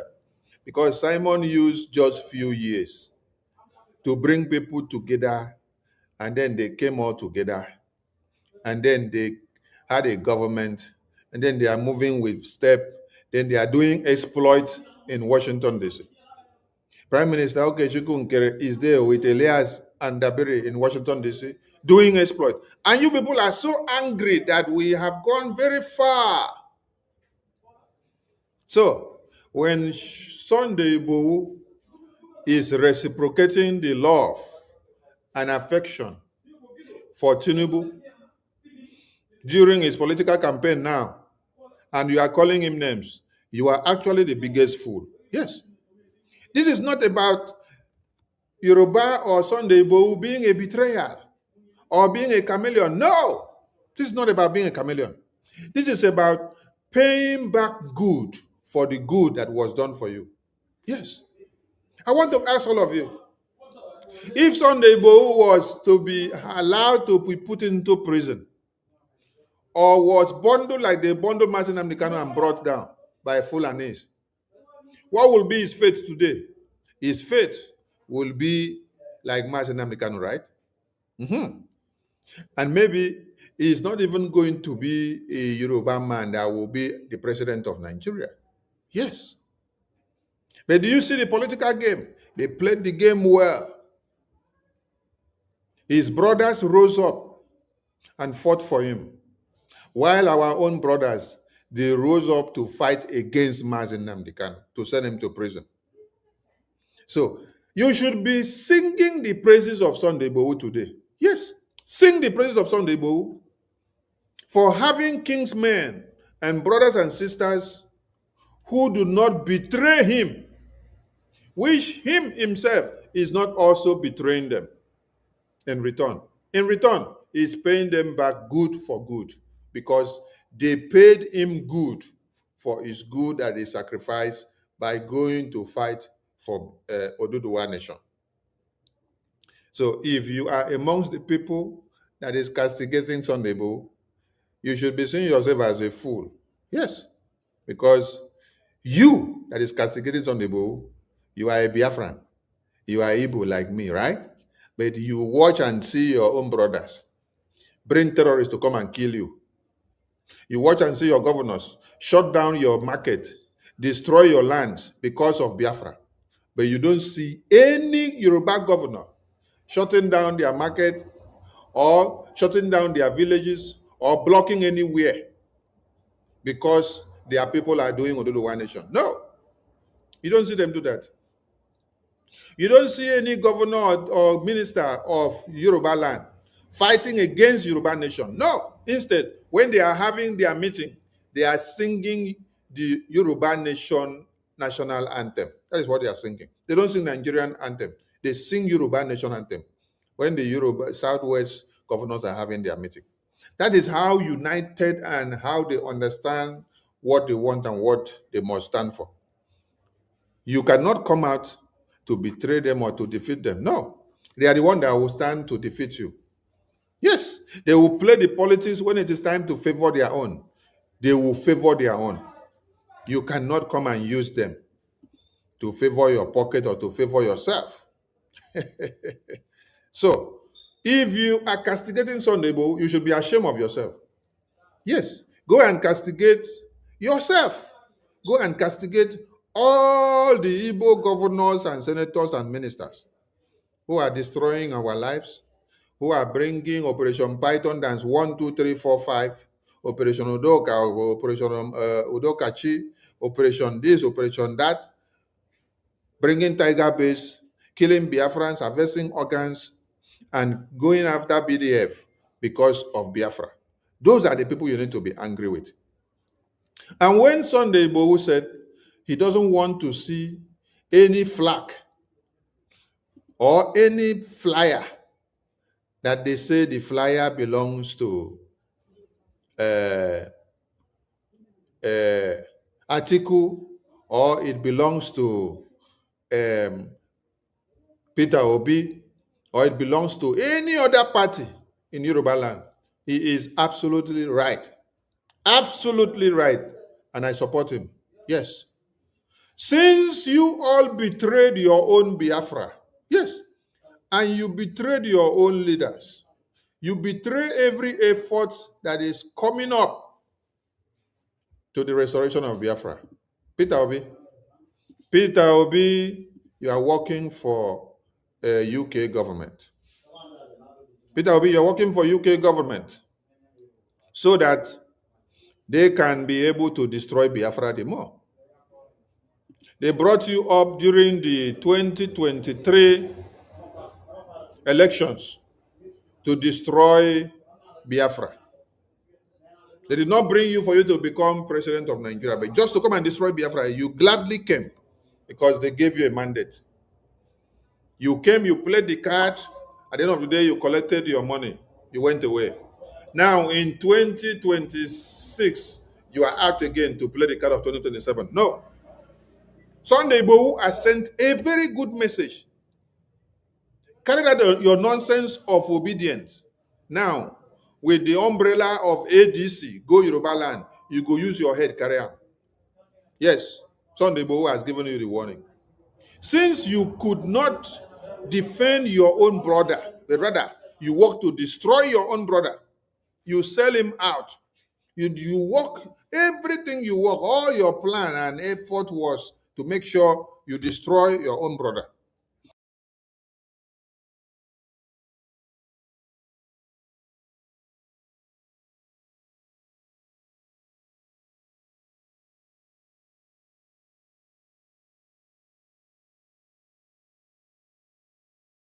That Mazi Nnamdi Kanu is in prison today. It is Peter Obi. Yes. That the terrorists are coming into your lands today to eliminate people. It is Peter Obi.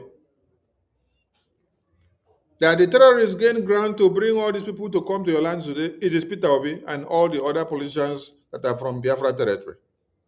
They embolden and give the courage that you can bring the terrorists, come and crush Biafran people, they will not do anything. Yes, we are the politicians in the East. We stand our ground. We can do this and do that.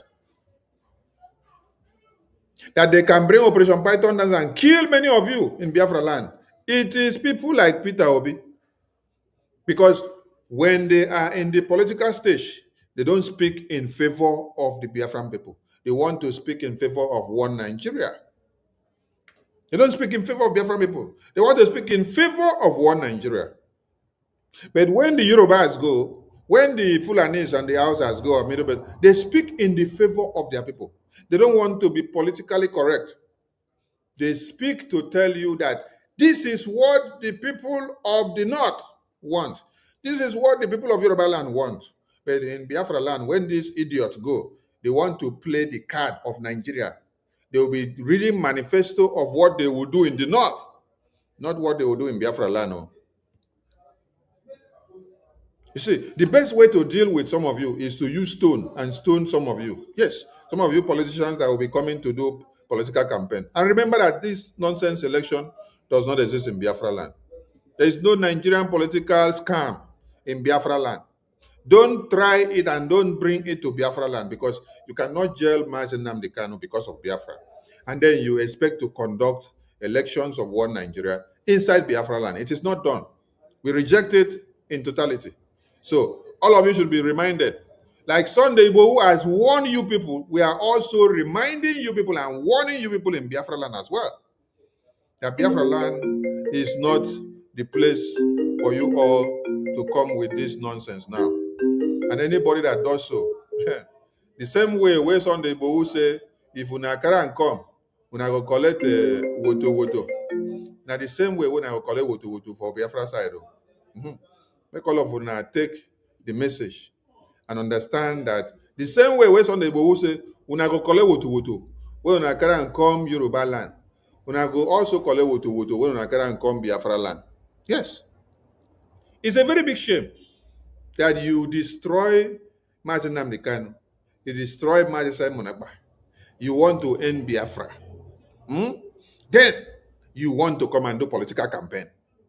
Sunday Igboho, which his own brothers and sisters, which his own Tinubu did not destroy. I want to ask you, if Tinubu had destroyed Sunday Igboho before, when Nigeria wanted to destroy Sunday Igboho, if Tinubu had joined Nigeria to destroy Sunday Igboho, what would have happened to Sunday Igboho today? Would Sunday Igboho be supporting Tinubu from inside prison? No! Sunday Igboho need to be outside to support Tinubu. Yes. If it is time for the Yoruba nation to pause and support Tinubu for the next 12 years or 8 years, let them do it. After they finish do it, when they see that the time of Yorubas is over, let them go back and carry their flag of Oduduwa nation.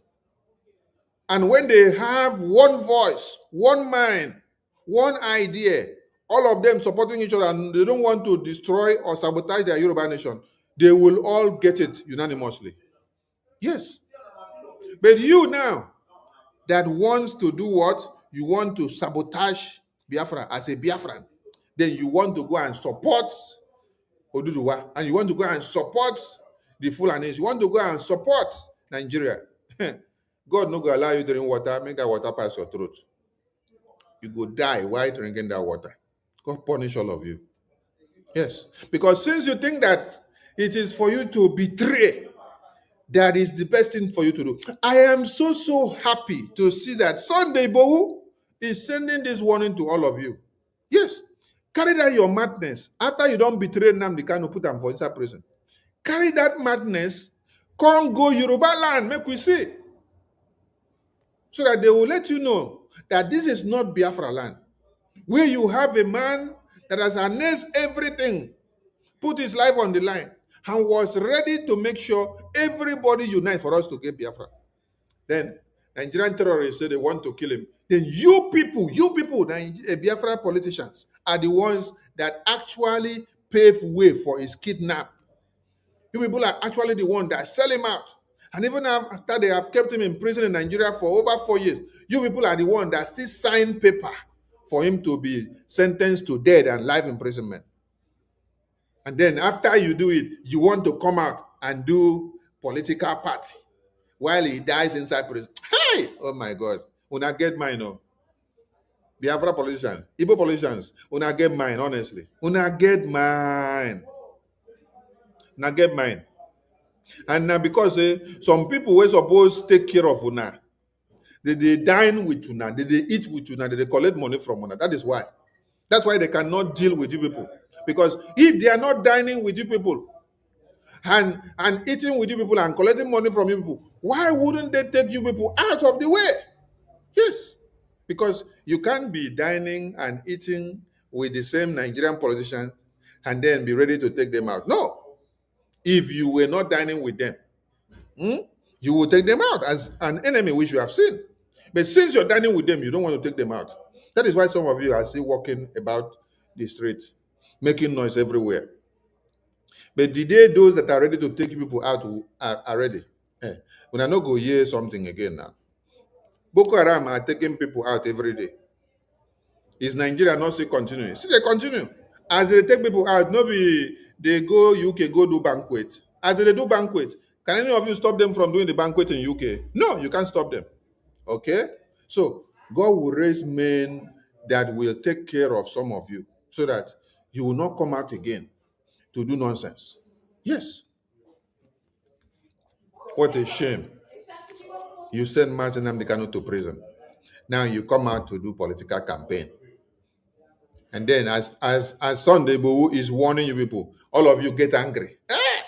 Some people say, ethnic bigotry. Now we speak English. Ethnic bigotry. Ethnic bigotry. Now they speak English, abi?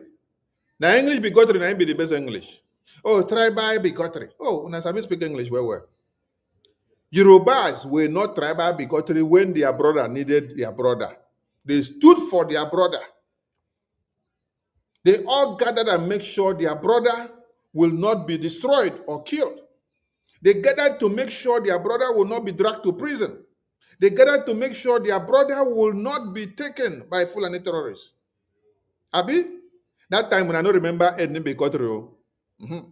That time when I don't remember say Yoruba they sabotage. Between Yoruba now and you, who is sabotaging? When Yorubas are standing their ground for their own brother. You now, you're the one killing Biafrans. It's not Yoruba that is killing Biafrans. So it is you that is killing Biafrans. You're the one that is bringing the terrorists to come and kill Biafrans. You're the one that signed paper that they should send Mazin Namdekano to prison, that nothing will happen. You're the one that is bringing Operation Python dance 1, 2, 3, 4, 5, 6, 7, 8, 9 in different names. You're the wait. I saw Ijele moving with Nigerian Army, Police, and Air Force and Navy in Biafra land, opening Ogunigwe bullet. I want to ask, is that a Yoruba man that is doing that thing? No, it's not a Yoruba man. No, is Ijele. What is the name you call him? Ijele. Is a Biafran person. No, be so. Is Igbo person, right? Is that a Yoruba man that is doing it? Is that a Yoruba man that is sabotaging Biafra? Okay. Tomorrow I go speak grammar. Continue speaking grammar. Now I send Martin Namdekano to prison. Now I see they bring terrorists come and kill Biafrans in the homeland. But you don't see where Yorubas are doing this. The Yorubas can protect their own. So any of you that is attacking Sunday, go and think very well whether you get sense. Go and think whether you get sense. Sunday Igboho was protected by these same politicians of his own community. He was not protected by politicians of Biafra or Igbo land. No, he was protected by Tinubu. Tinubu helped him. Obasanjo helped him, and all the elders and governors and ministers, even the governor of Lagos, Sanwo-Olu, was also there. All of them, they put their heads together to make sure nothing happened to Sunday Igboho. Do you understand the role they played? They all came together. They all came together to make sure nothing happened to Sunday Igboho. Then you people now, Uzodimma, Alex Oti, Soludo, Peter Obi, Inanya Barebe, Osita Osinaso. All of you all came together. Oh, sign the paper. Send him to prison. Send him to death, to sentence. Jail him. Life imprisonment. Nothing will happen. Is it not the Igbos in Biafra land? Is it not Biafra? They will only make noise. They will not do anything. Because many of them are already dining with Nigerian government. So now when you see Sunday Igboho giving you people warning when they cry, no, Sunday Igboho, please do more political campaign for Tinubu. Sunday Igboho should do more political campaign for Tinubu. And nobody, nobody should stop Tinubu from doing his Nigerian president. There is something you need to understand here. On a general note, Biafrans should understand that having Peter Obi as president of Nigeria will not do you any good. Having Atiku will not do you any good. But having Tinubu as the president of Nigeria will do you a very big good. Yes, a very big good. Because when you look at the pace of things, since Tinubu became the president of Nigeria with the Muslim ticket that came in, haven't you seen how far Biafra has gone, the level Biafra has attended, the awareness Biafra has achieved, the height Biafra has gone, the connections Biafra has gotten? As Nigeria is in chaos every day, Biafra is rising high. As Tinubu's policies is tearing Nigeria apart, Biafra is rising to its recognition gradually.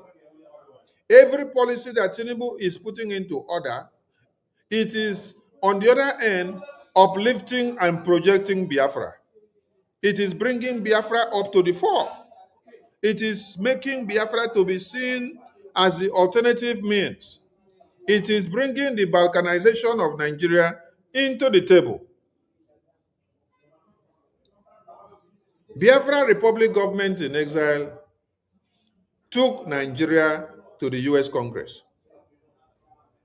And after the message was delivered, the US lawmakers took the petition and the requests and recommendations very seriously.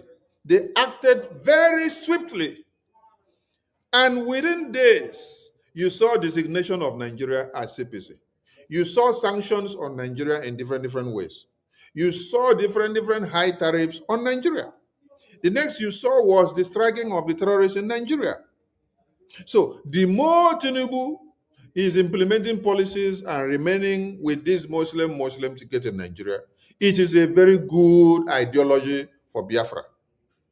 So you need to promote Tinubu to continue to work for Nigeria. Yes, because as he continues to work for Nigeria, Nigeria is tearing apart and it is getting to the brink of the breakup. By so doing in proxy, Biafra is gaining momentum. If you bring Peter Obi inside or bring Atiku, you will not have this scale of attendance of Biafra. That is why we want to see, and it is better to have Tinubu and Shetima and another Shetima and another Shetima be the president of Nigeria than to have Peter Obi or Atiku. That is the message. Everybody should get it and understand it very well. Biafran people wants to see policies that will destroy Nigeria. They want to see policies that will balkanize Nigeria in just one day. And the people, and under the watch of APC of Nigeria, this balkanization is coming to fruition. And we want them to continue to destroy this their contraption. Yes. As they are destroying the contraption, Biafran people are gaining momentum. And we are becoming very outstanding. Our policies and riches are flying very high. And our flag is coming very clear.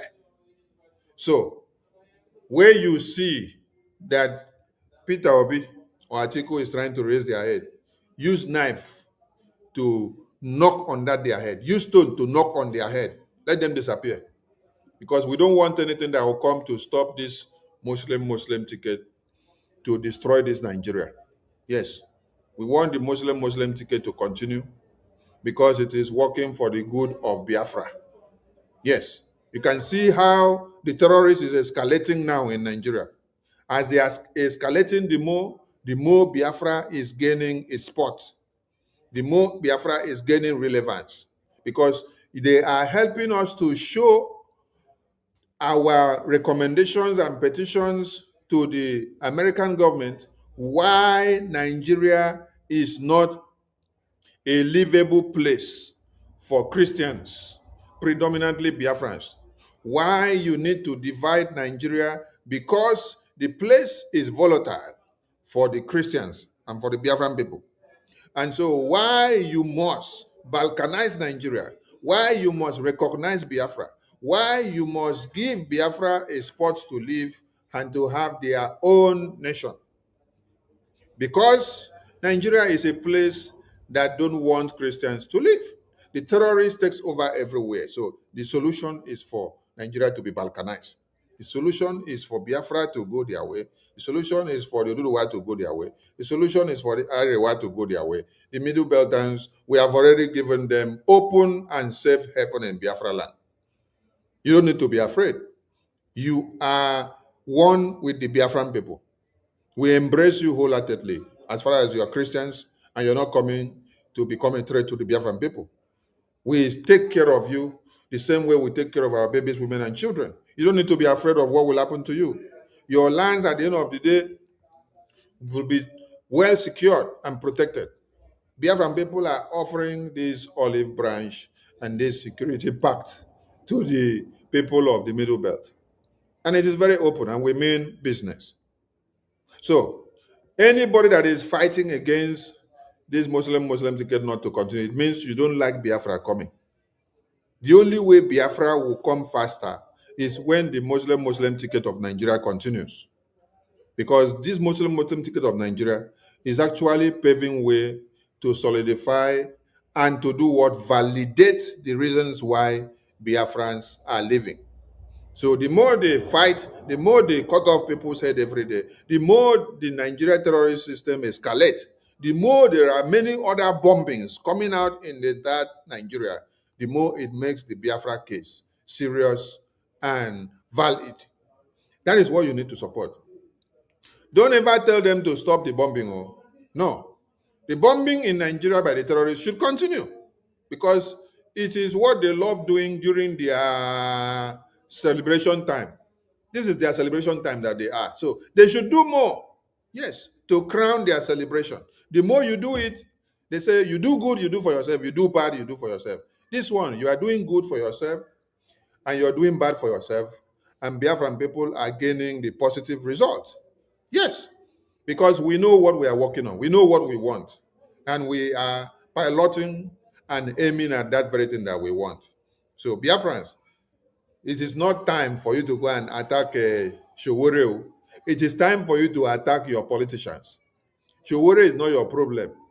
It is your politicians that are your problems. It is not Showore or it is not Sunday Igboho that in prison or said sign paper for Mazi Nnamdi Kanu to be sent to prison. It is Peter Obi. Yes, that is why you see Sunday Igboho slamming Peter Obi and slamming every other politician from the East. Yes, because they are the ones that put Mazi Nnamdi Kanu where he is. They are the ones that want to kill Biafra so that Biafra should not come. So don't go and waste your time. For those of you in the media, don't go and waste your time talking about, oh, Sunday Igboho is attacking Biafra. No, no. Sunday Igboho is not attacking Biafra. Sunday Igboho is attacking the saboteurs of Biafra. Sunday Igboho is attacking the saboteurs of Biafra who could not defend Biafra, who could not defend Mazi Nnamdi Kanu, who could not defend their own, but rather sold Biafra and sold Mazi Nnamdi Kanu out. But Sunday Igboho, his own brothers and sisters, his own politicians of Yoruba, his own kingsmen, his own ministers and senators, they protected him. They fought for Oduduwa. They fought for Sunday Igboho. They fought for Oduduwa nation. They fought for Yoruba nation. And that is why he is not in prison now. So tell me, if I were Sunday Igboho, why wouldn't I come back now to support my brothers and sisters who protected me when I was being hunted down to be killed? Yes. First of all, you have to drop whatever situation that you have at hand. Go and support your brothers because you need all of them for the Oduduwa that you want to do. Yes, you need them. But if they had rejected you and buried you, where will you be to be coming to give them support? When they finish, when Oduduwa finish this presidency of Nigeria now, you see that all of them will go in unison to the Yoruba nation. Yes, they will go because they see that Nigeria is already on a brink. Nigeria is already shattered. So they are taking their own time to take their own share. Yes. Ume Obinna, you say Yorubas are not fighting for Oduduwa Republic. They are fighting for one Nigeria. That is the mistake that you're making. If Yorubas were not fighting for Oduduwa nation, why did all the Yorubas, why did all the presidency that had all the Yorubas, why did Tinubu, who was the presidential candidate, why did he leave Nigeria first to fight for the Yoruba nation brother, the person that was campaigning for the Yoruba nation? They left Nigeria politics first. All of them came together. Sanwo-Olu, Obasanjo, Tinubu, and all the elders of Yoruba land. They left Nigeria. They came together and then they fought for Sunday Igboho because they knew what he was fighting for. If they don't know the significance of their Yoruba nation, why did they come to protect Sunday Igboho to make sure that Nigeria don't kill him? Tell me now. Because this is the thing that some of you mistake. Because you hate the ideology that Yorubas are sabotage. Yes, they sabotage when it gets to you and them. But when you talk of their own common interest, they will not sabotage their own common interest. Yorubas, they will not sabotage their own common interest.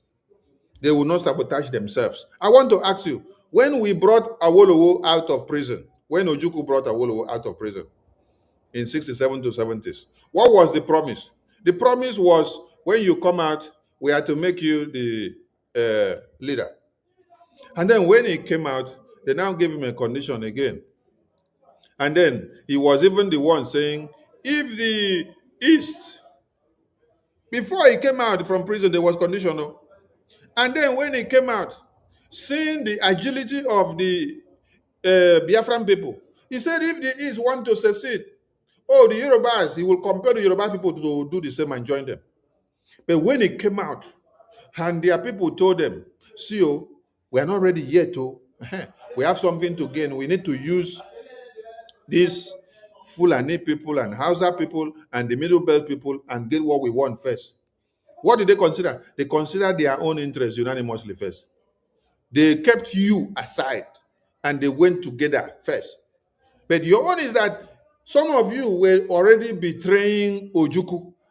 Yes. But a Yoruba man that was inside prison in Biafra land was brought out of prison. When he was brought out of prison, he did not forget his people. Whatever agreement he had with you while he was in prison or while you were bringing him out from Biafra prison did not stand. Immediately he met his people. It is the final say of what his people said that was the important agreement, because he now trusted his people more than you. That is where he got the final agreement. He took the words of his people more than your own. But in our own case, our brothers Ifejuna was already the one that was on the plot of killing Ojuku and Philip Effiong and killing the rest of the top ranking officers of the Biafran government. While Awolowo was brought out of prison and he's going back to unite with his people, he has already blended. He can't trust you, but he trusts his people. You see? Because you're already planning to kill Ojuku and kill Philip Effiong, a fellow Biafran, no? So, as he come back, his trust and his words were with his people. It did not change. You see? So, don't waste your time going to call Yorubas whatever names. You should be looking at your own house. You should be, you say, Ume Obina, you say that Yorubas believe more in one Nigeria. Does your Peter Obi believe in Biafra? Everybody have ideology and tactics to play their game. Ask your Peter Obi, does he believe in Biafra? Or Peter Obi believes in even Fulani more than one Nigeria self? Peter Obi believes in Fulani more than one Nigeria. You want me to play one video, which you will get angry now. I will play a video of Akudike. This is an elder in Biafra land that told you that the problem of Nigeria is not even the Fulanis. That is not the Nigerian people, that it is we, the Biafran people, that we don't allow Nigeria to progress. This is what an elder in Biafra land was telling you, that he loves the talent of the Fulanis. He loved the talent of the Yorubas. But we, the Biafra youth, we want to have our own nation. So we don't want to be with Nigeria. So he loves the talent of the Fulani, the talent of killing. He said that we are the problem, we are the fools. So if your problem is Yoruba, go and ask Yoruba man who kidnapped Mazi Nnamdi Kanu, who worked for the kidnap of Mazi Nnamdi Kanu, who is bringing the terrorists to kill you in Biafra land. Do you see the Yorubas, governors and senators bringing terrorists in uniform to kill their people in their land? But you can see your governors in Biafra land and your senators doing so. So go back to Biafra land and hold Soludo first. Go and hold Peter Obi. Go and hold Alex Oti. Go and hold all the governors in Biafra land and leave another person in his own land. So stop pointing finger to Yoruba when you have not taken care of your own mess in your own house. Which of your own governors or senators or ministers that are bringing terrorists to kill you have you taken care of? Oh, it's Sunday boy that you want to go and take care of. It's Yoruba that you want to go and take care of. Deal with your own terrorist leaders inside Biafra land first. When you're done with dealing with them, then I will be the one to give you open door and license to go and meet Sunday boy. Sunday, I set a trap for you people. Make una carry that nonsense, go there, now go here, woto. Yes. The same way that this one that they call Peter Obi and the rest of them are doing this nonsense. That is the same way that we slept and woke up yesterday. We saw another nonsense message coming out from, what's the name? They say is the lawyer of Mazen Namdekano. That takes me to the next message that we want to bring to the screen. Very useless people. Very, very useless. You don't see your problems coming from even people that are standing outside. Though. You're seeing your problems coming from those that you had expected that they will be useful to the society of Biafra. Now, just look at this video. Just look at this video now and look at this man. I want you all to look at this video and look at this man and tell me why I should not slap this man when I see him. Yes. Look at this video there and tell me why I shouldn't slap this man when I see him. These are people that have these are people that have been with Mazen Namdekano in the name of lawyer and attorney for the past 5 years. 5 years. Do you know what it means for you to have lawyers who only carry wig and come and read paper? They only carry paper to go and submit in the church or the court and come out. And then nothing to deliver. Now, Mazen Namdekano has been in the prison since 2021 to 2026 now. 5 years gone. Then the attorney and the lawyers that he has cannot do anything because they are always reading the script of one Nigeria.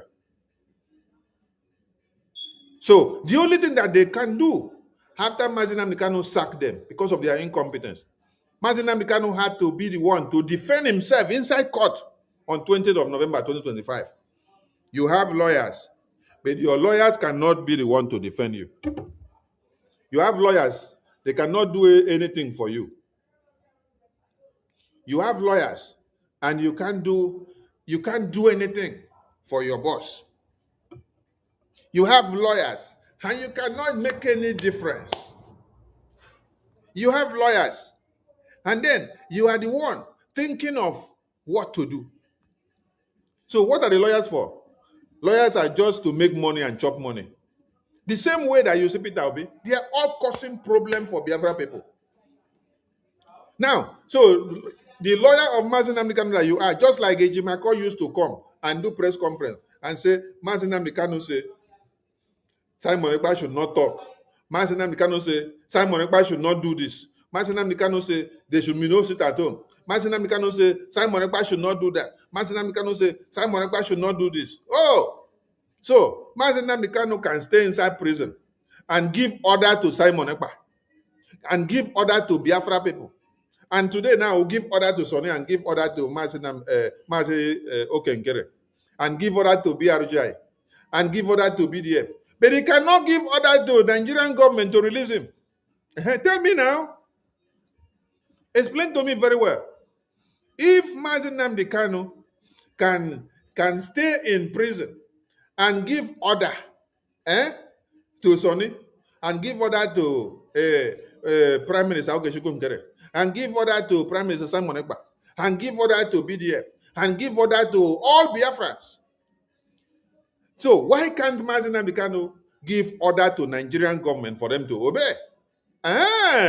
Because that is the ultimate order that we want to see work out. Because I can't see how you will come out to be telling people, Mazen Namdekano say he is going to lead Biafra from inside prison. What nonsense! What nonsense! Mazen Namdekano will lead Biafra from inside prison. Now, not a shame when they do all this nonsense. So, all of you send Mazen Namdekano to prison so that you will now be coming back to read script and say, Mazen Namdekano say, I am going to lead you people from prison. I am setting up a committee to lead you people from prison. Chai! Hello, Meru. You that is even delivering the message, are you not ashamed of yourself? That you are a free man that is walking out here. But you're coming to tell people that a prisoner send you message to say he is going to lead them from prison. Yet you call yourself a lawyer. Oh. A prisoner is going to lead you that is standing here. A prisoner is going to lead you from prison. What vision does the prisoner have inside the prison walls? What does the prisoner see in this life that is happening every day that he knows what to happen or what to do? A prisoner that is in chains is the person that you say will come and lead people from inside that prison. Even, what is it called? Is it Maduro Rubio, Venezuela president that was picked up by America? He's in prison. Oh. He cannot lead Venezuela from inside prison. With all the money and power that Venezuela has, Venezuela president is not leading Venezuela from prison. There is a new leader for Venezuela to lead the Venezuela people. Why is your own so different? That your own leader, who has not even gotten the freedom of the independence yet, you want to lead people that are not even in the country yet from inside prison. Chai! You see, these are one of the reasons why you people make Biafra freedom or independence a mockery. Because this one now call himself a lawyer. You were given a script to come and read. So now, let us say, if Biafran people are so stupid enough, they will now allow any message that is coming from Martin Amdekano to flourish. So Biafrans will get stuck. Martin Amdekano, like 3 weeks or 1 month ago, we saw a video from Gentle and Butuzo, where they say, Martin Amdekano say we should stop sit at home, we should stop Biafra. And then they say, we are making this announcement that all of you should stop Biafra. All of you should stop sit at home. My name is General Gentle. My name is General Butuzo. We are giving this order from Martin Amdekano that you should stop sit at home. You should stop Biafra. So, because Biafra is Martin Amdekano's property, and because Biafra is Gentle's property and Butuso's property, so all of you will be inside their pocket. You will stop Biafra. Abi? Is that how demented many of you have become? Not when I am still alive, oh, please. Or if you people have a different Biafra that you people are doing, you people can be doing it. And then you will put one leader inside prison. He will be writing a script for you from inside prison. And then you do your own Biafra. But me, my leader in prison cannot lead me from prison.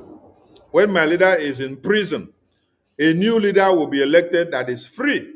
And that leader will be the one that will lead the people. When the one in prison comes back tomorrow, the people can then elect him to become a leader again, not a leader in prison. America is not being led by a prisoner. The UK is not being led by a prisoner. Even Nigeria is not being led by a prisoner. Even Venezuela is not being led by a prisoner. Mexico is not being led by a prisoner. France is not being led by a prisoner. South Africa is not being led by a prisoner. India is not being led by a prisoner. Nepal is not being led by a prisoner. Even Afghanistan or Iran is not being led by a prisoner. The Iranian leaders were eliminated in the war. They did not stop and say it is their leaders that are inside prison that are coming to be, or the leaders that are dead that are going to lead them from the dead. No, they elected new leaders. Even as they are electing, the war council are taking them out. That is why they are even afraid now that when they elect a new leader, the new leader is afraid to come out and make public speech so that he will not be eliminated. They must have a leader to move on.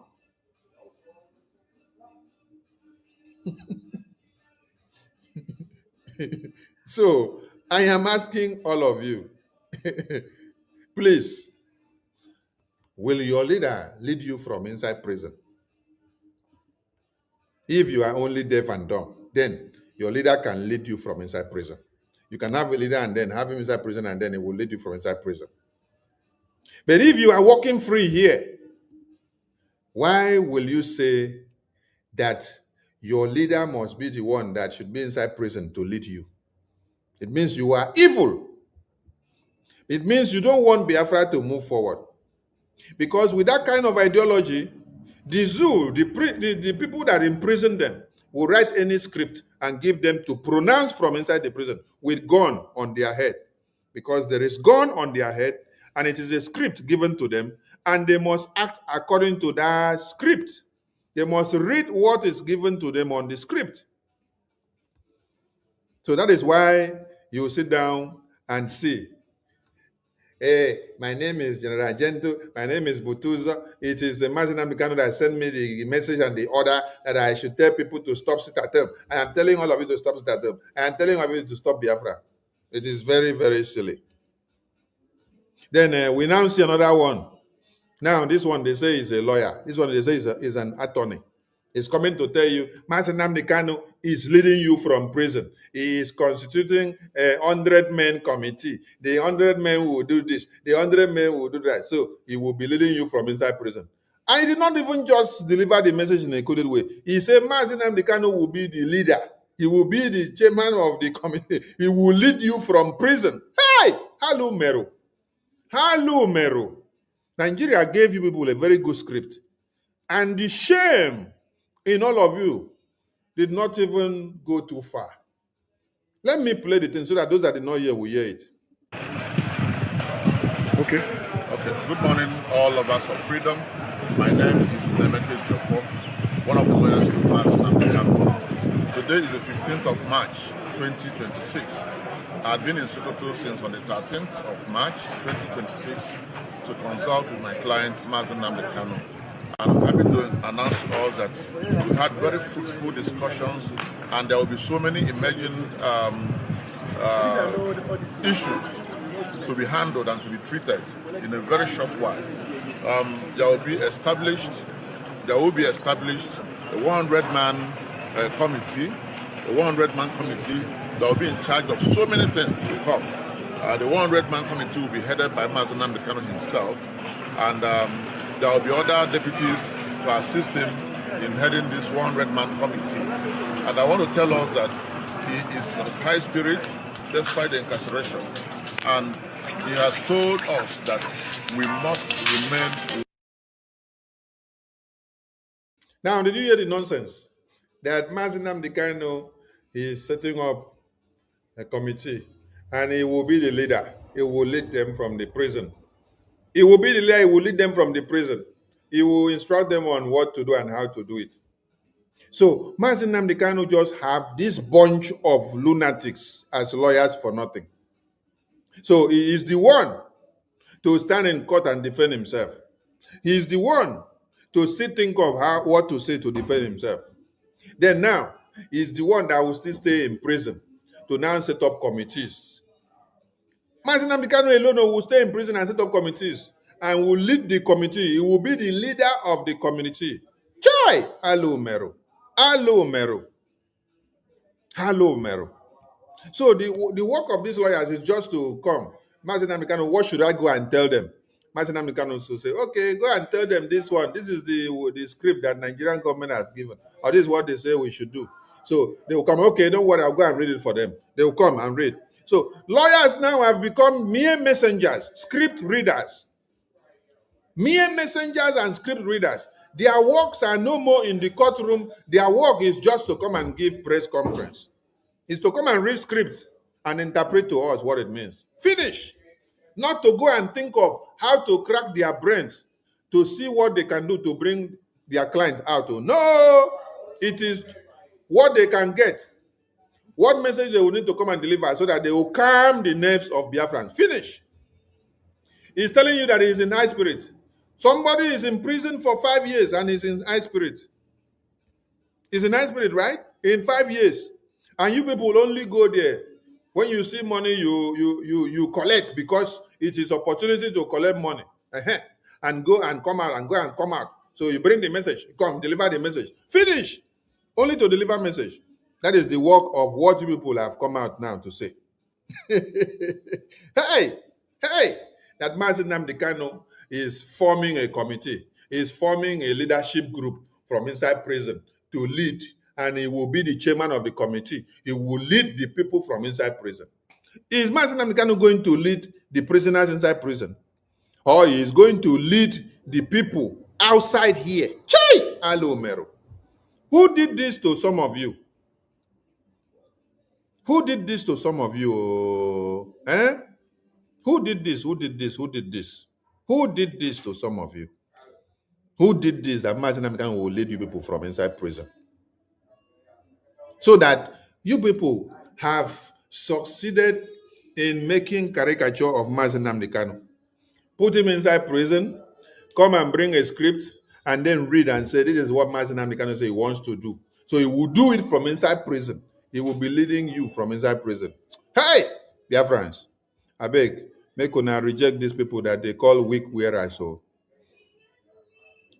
please, reject these people that they call weak wearers. Eh? Reject these people that they call weak wearers who come. They are no more even weak wearers now. They are now script readers. Nigerian script readers. They come and read script. Yes.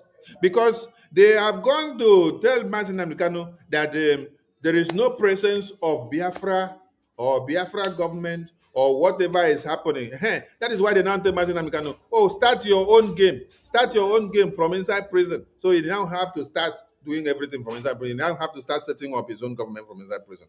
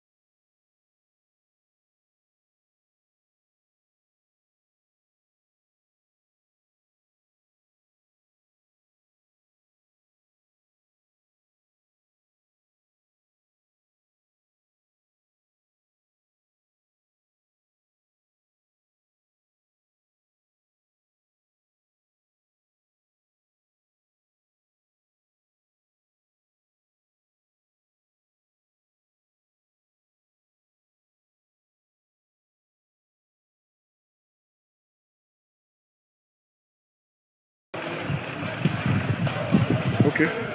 Good morning, all lovers of freedom. My name is Nemeke Jofo, one of the lawyers to Mazen Namdekano. Today is the 15th of March, 2026. I've been in Sokoto since on the 13th of March, 2026, to consult with my client, Mazen Namdekano. And I'm happy to announce to us that we had very fruitful discussions, and there will be so many emerging issues to be handled and to be treated in a very short while. There will be established a 100-man committee, a 100-man committee that will be in charge of so many things to come. Good morning, all lovers of freedom. My name is Nemeke Jofo, one of the lawyers to Mazen Namdekano. Today is the 15th of March, 2026. I've been in Sokoto since on the 13th of March, 2026, to consult with my client, Mazen Namdekano. And I'm happy to announce to us that we had very fruitful discussions, and there will be so many emerging issues to be handled and to be treated in a very short while. There will be established a 100-man committee, a 100-man committee that will be in charge of so many things to come.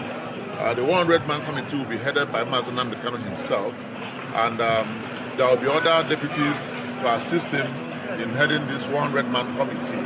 And I want to tell us that he is of high spirit despite the incarceration, and he has told us that we must remain one at all times. We must maintain focus at all times. We must be united at all times.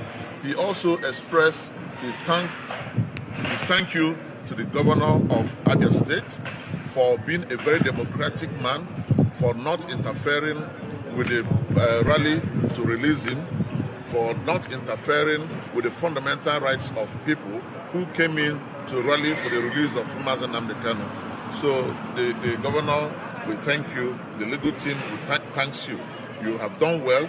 You have acted as if you are not a Nigerian politician. You acted like an American politician who believes in the human right of people. We thank you, God will bless you. And by the grace of God, with the good works we are doing in Abia State, we are likely going to have a second term.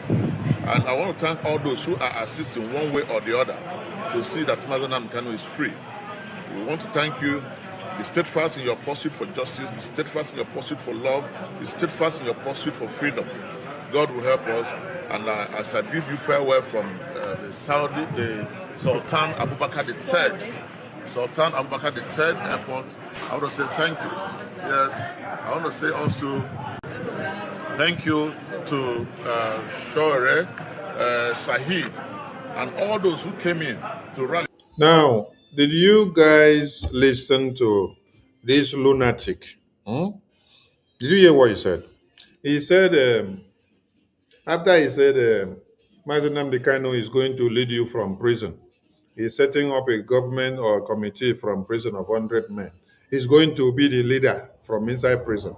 He's now also telling you,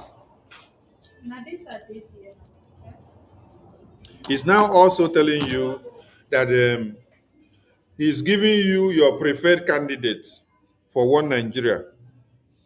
He's now going into a political campaign. He's now campaigning for Alex Oti. This is somebody that came to deliver a message from Mazi Nnamdi Kanu. He's now telling you that Alex Oti is the best candidate for Nigeria politics. So you have to go and vote for Alex Oti. Isn't that a shame?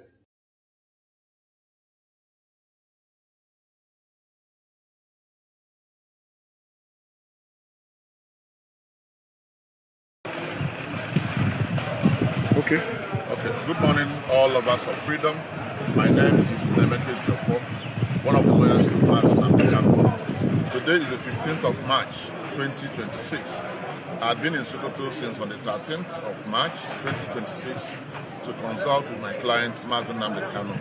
And I'm happy to announce to us that we had very fruitful discussions, and there will be so many emerging issues to be handled and to be treated in a very short while.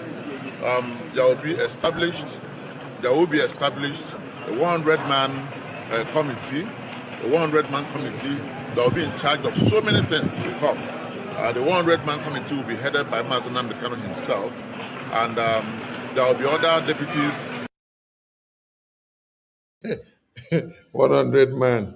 Mazi Nnamdi Kanu will be the leader from inside prison to lead 100 men from committee or whatever, or deputies. Hey! Nigeria script and the lawyers. It's a very big shame. So you people cannot release Mazi Nnamdi Kanu with your legal expertise. That's what they're trying to tell us now. With your legal expertise, you cannot release Mazi Nnamdi Kanu. So now, Mazi Nnamdi Kanu flushed all of you out of his legal team and decided to defend himself alone inside court on 20th November 2025. And today again, 17th of March 2026, after many months, Mazi Nnamdi Kanu is still the one that is thinking of what to do from inside prison. Because all of you, your brains are blocked. Lawyers that only look for money. Yes, because you don't have anything to offer. You're only looking for money, so your brains are blocked. You don't know anything to do. So Mazi Nnamdi Kanu is the one now inside prison that is thinking of, oh, let me form a government. Let me form a government inside prison. And you see come and read it out. You say 90 men or 100 men, he will now be the leader from inside prison. Hey! Is this the strategy that you want to use to release Mazi Nnamdi Kanu? Your 100 men formation now that Mazi Nnamdi Kanu will be the chairman. Is it to free Biafra people or to free Mazi Nnamdi Kanu? So Mazi Nnamdi Kanu will form a committee to free himself. Mazi Nnamdi Kanu will now form a committee. How will tell the committee to do to free him? That means he has loose brains, dead brains of people that cannot do anything to free him. Yes. So he now has to think of what to do to free himself because he has useless lawyers, he has useless attorneys, he has useless legal team. I saw the other one posting about the opinion of one Igbo group, which they say all Igbos should unite to make Nigeria work. And he posted it. An attorney and advocate of Biafra, an attorney and advocate of Mazi Nnamdi Kanu, is posting that somebody wrote and gave him to post, and then he posted gladly, admonishing and advocating for all Biafrans to come together and work for one Nigeria. And you post it. You call yourself a Jimako. You post it. Even if somebody just wrote an essay or wrote any nonsense article and give you and say, Mazi, post it.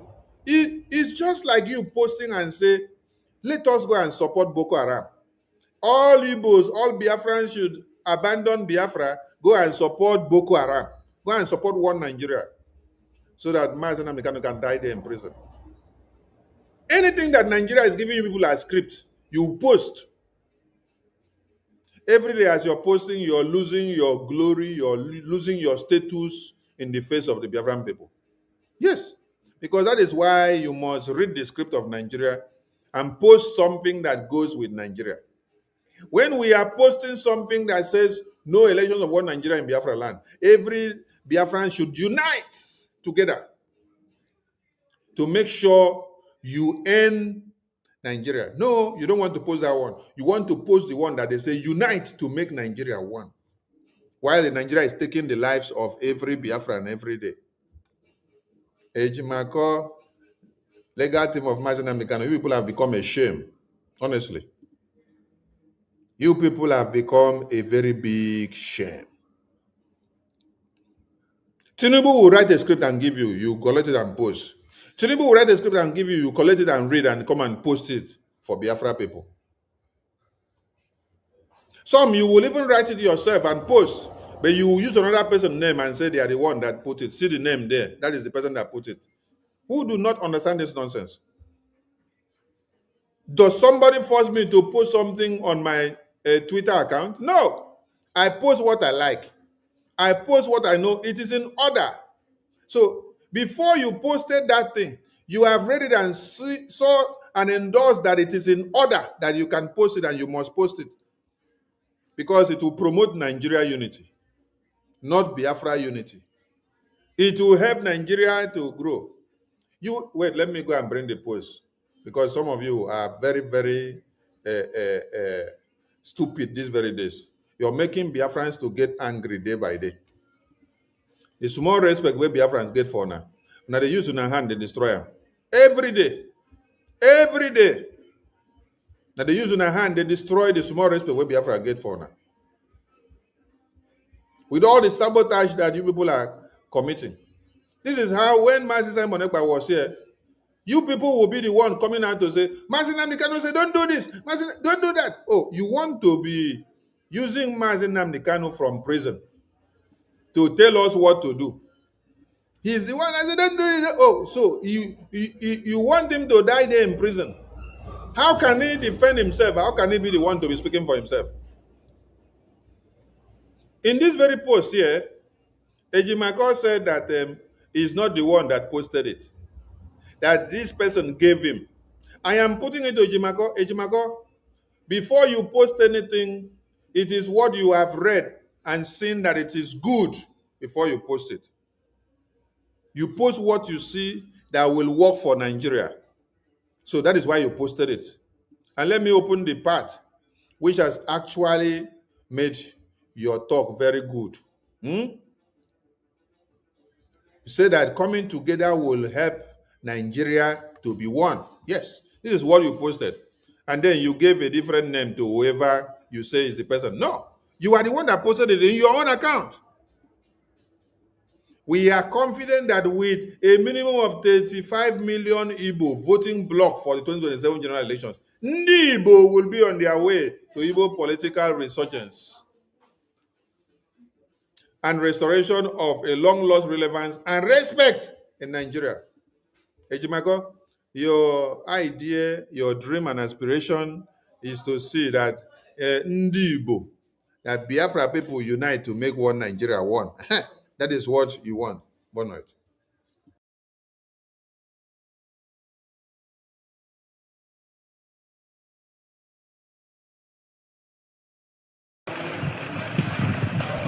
Okay. Okay. Good morning, all lovers of freedom. My name is Clemente Jofo, one of the lawyers to Mazen and Today is the 15th of March, 2026. I've been in Sokoto since on the 13th of March, 2026, to consult with my client, Mazen Namdekano. And I'm happy to announce to us that we had very fruitful discussions, and there will be so many emerging issues to be handled and to be treated in a very short while. There will be established a 100-man committee, a 100-man committee that will be in charge of so many things to come. The 100-man committee will be headed by Mazen Namdekano himself, and there will be other deputies to assist him in heading this 100-man committee. And I want to tell us that he is of high spirit despite the incarceration. And he has told us that we must remain one at all times. We must maintain focus at all times. We must be united at all times. He also expressed his thank you to the governor of Abia State for being a very democratic man, for not interfering with the rally to release him, for not interfering with the fundamental rights of people who came in to rally for the release of Mazen.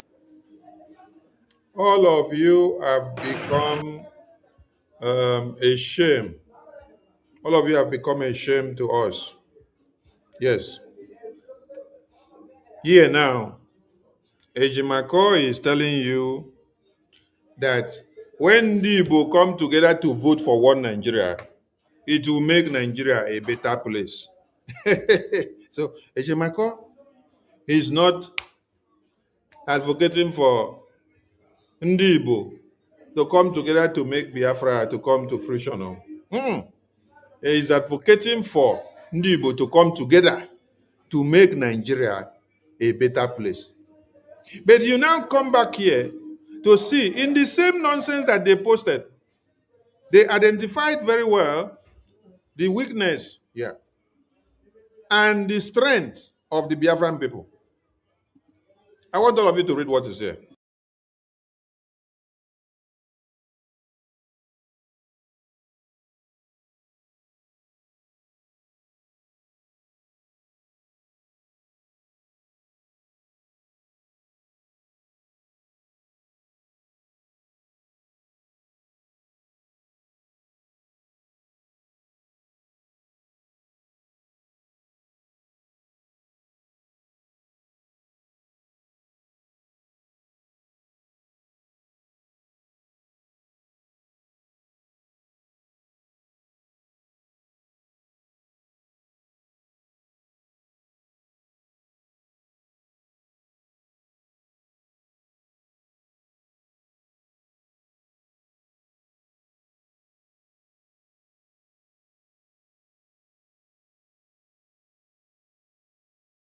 Everybody should read what is there. Oh.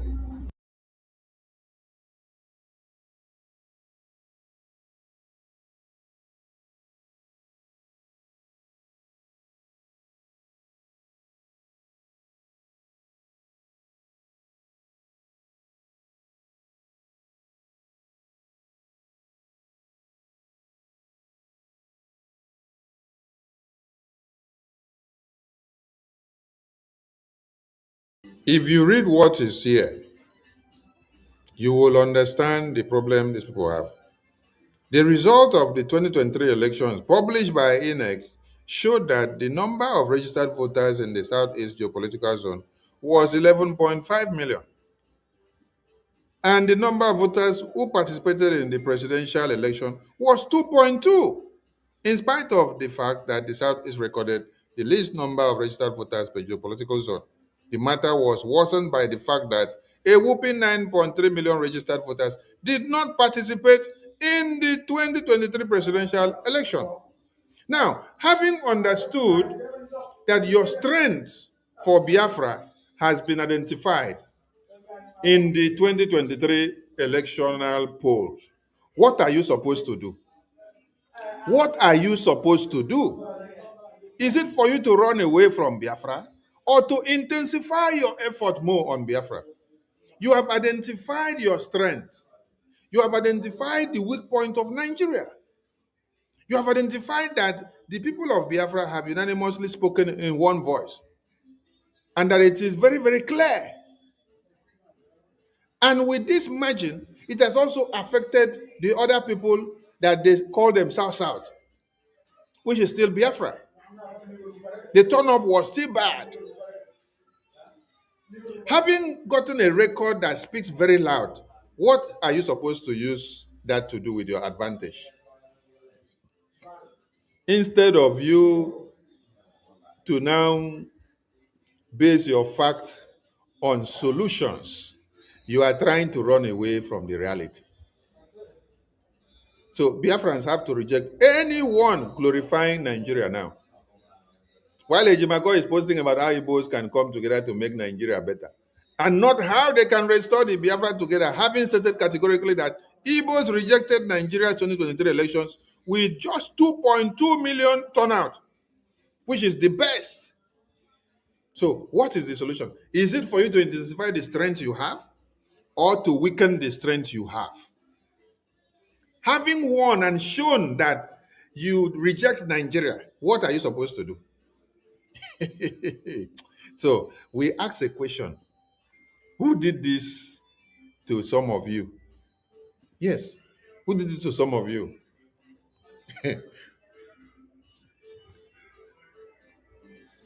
We don't take orders or instruction from any of our leaders in prison. They are our leaders that were imprisoned, and they cannot be leading us from prison. Immediately they are in prison and we see that they are in prison, we have the right and we have to look for another leader that is free, that is not in prison, to take over the mantle. That is how government is being run. And if the one that is inside prison is ready to come out, the best thing he will do is to make himself irrelevant. Yes. Allow those that are in power to carry the name and carry the mantle so that the concentration will be shifted away from him and the focus will now be on the new leadership that is working freely. That is how to divert attention. But if the leaders in prison don't want to come out, they will want to stay inside prison to exercise power, or I am the leader. So then the enemies will understand that you don't want to come out, that you're the one causing all the problem out there. So what will they do? They will intensify every effort to block you down, block you down, block you down. So to these lawyers that do not understand what we are doing, the message to them is to desist from their madness. Biafran people are not taking orders or listening to our leaders from inside prison. We have active leaders that are here now. The ones that are inside prison, the only day we will listen to what they say is when they come out and they walk freely. We don't listen to what they say from inside prison. We don't take instruction or orders from anybody in chains. They are prisoners, and prisoners cannot be the ones giving you orders or leading you that is free, except you are just deceiving yourself and you want to be foolish. So you can continue to sit idly by and watch while the terrorists will slaughter you. While the terrorists are invading your communities, are they invading the prisoner inside the prison? No. They are invading people that they see that they are free, people that have something that they want, people that want to stop them from doing what they have to do because they are working freely. They're not going to engage people that are inside prison. So remind those useless people that claim to be bringing message from Biafran leaders in prison. You should be working very hard to put up modalities to bring the leaders in prison out.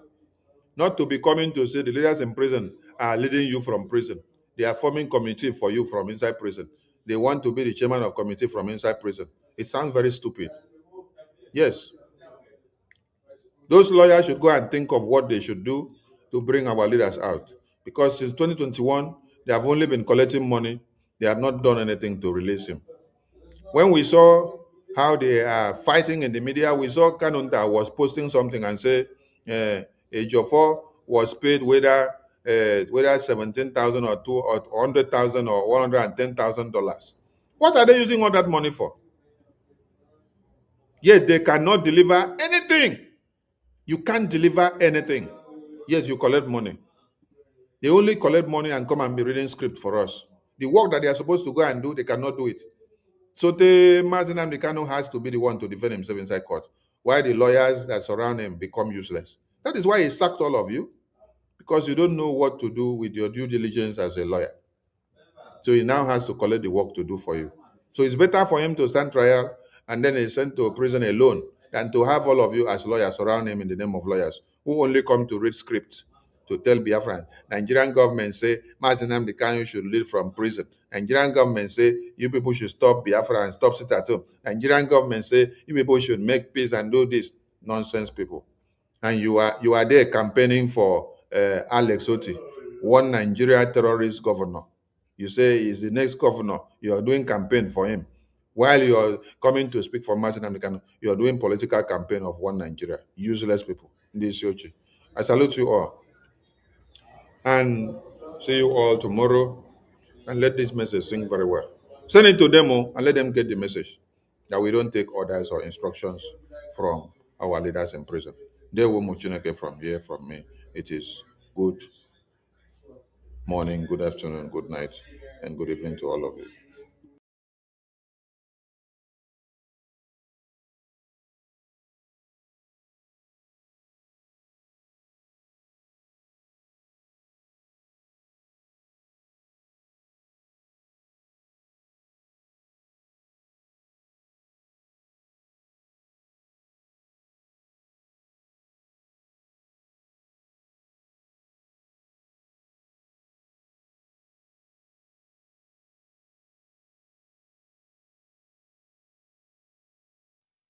In the history of mankind, there is nowhere that a leader will lead from the enemy camp.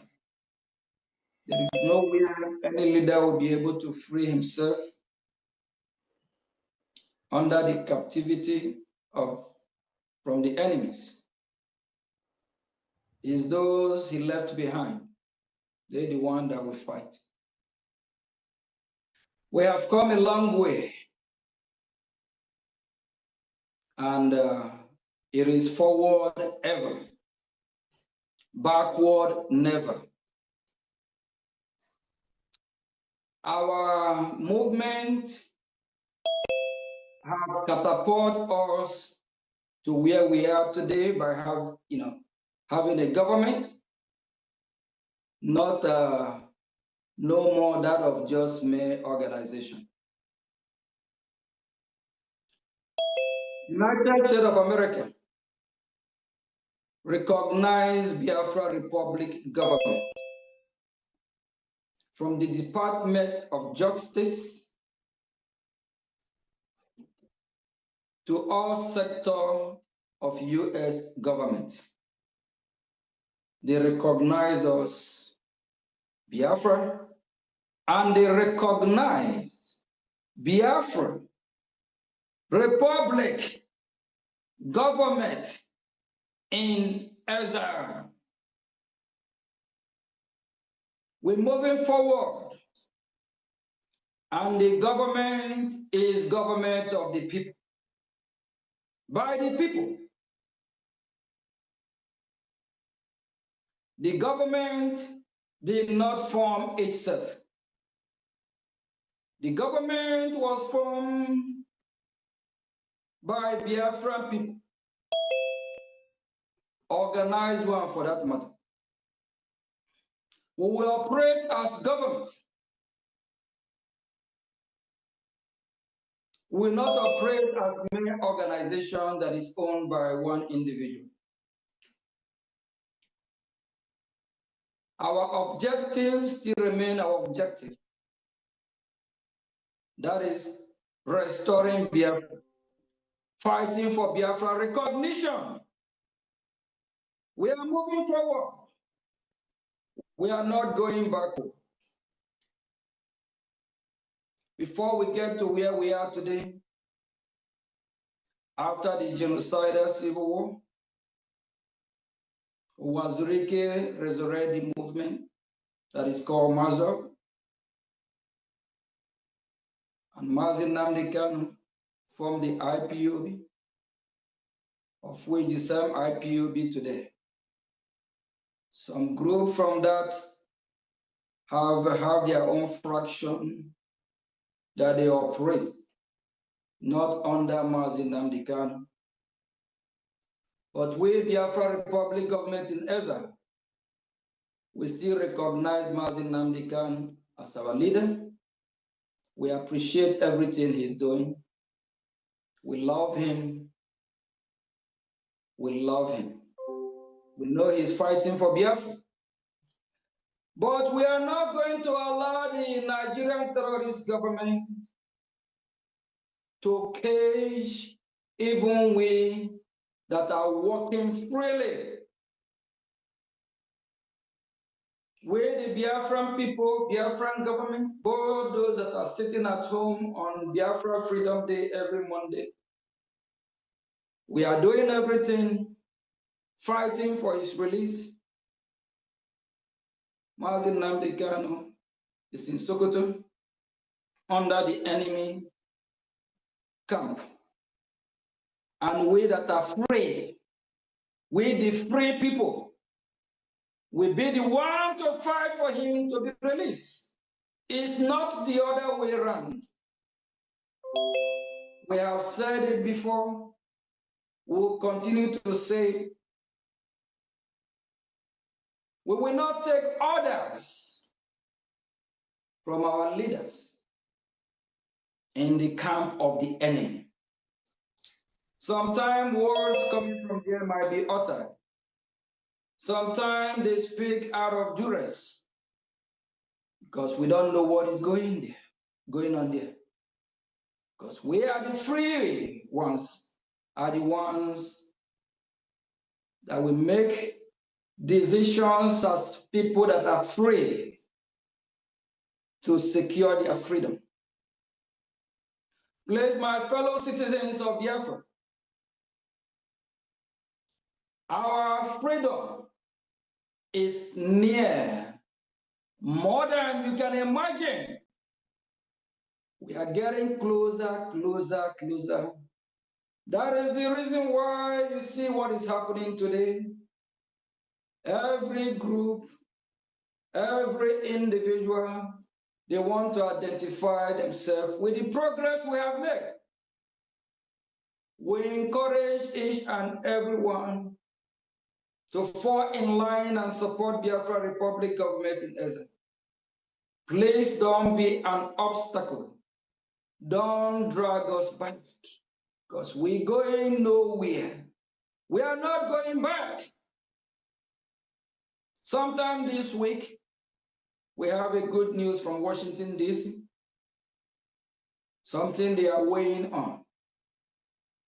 But as we all know, America, they are in a serious war in Iran, trying to take down the Islamic regime that is sponsoring Boko Haram, Al-Qaeda, ISWAP, Hezbollah, Houthis, Hamas, and others.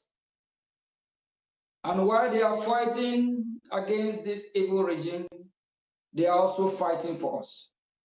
Because taking down the Islamic terrorists of Iran is taking down Boko Haram, is taking down Sultan of Sokoto, Sanusi, Dangote. All these people, they be running, hiding where I don't know. They hardly come out and speak. because they understand that their master in Iran is receiving it.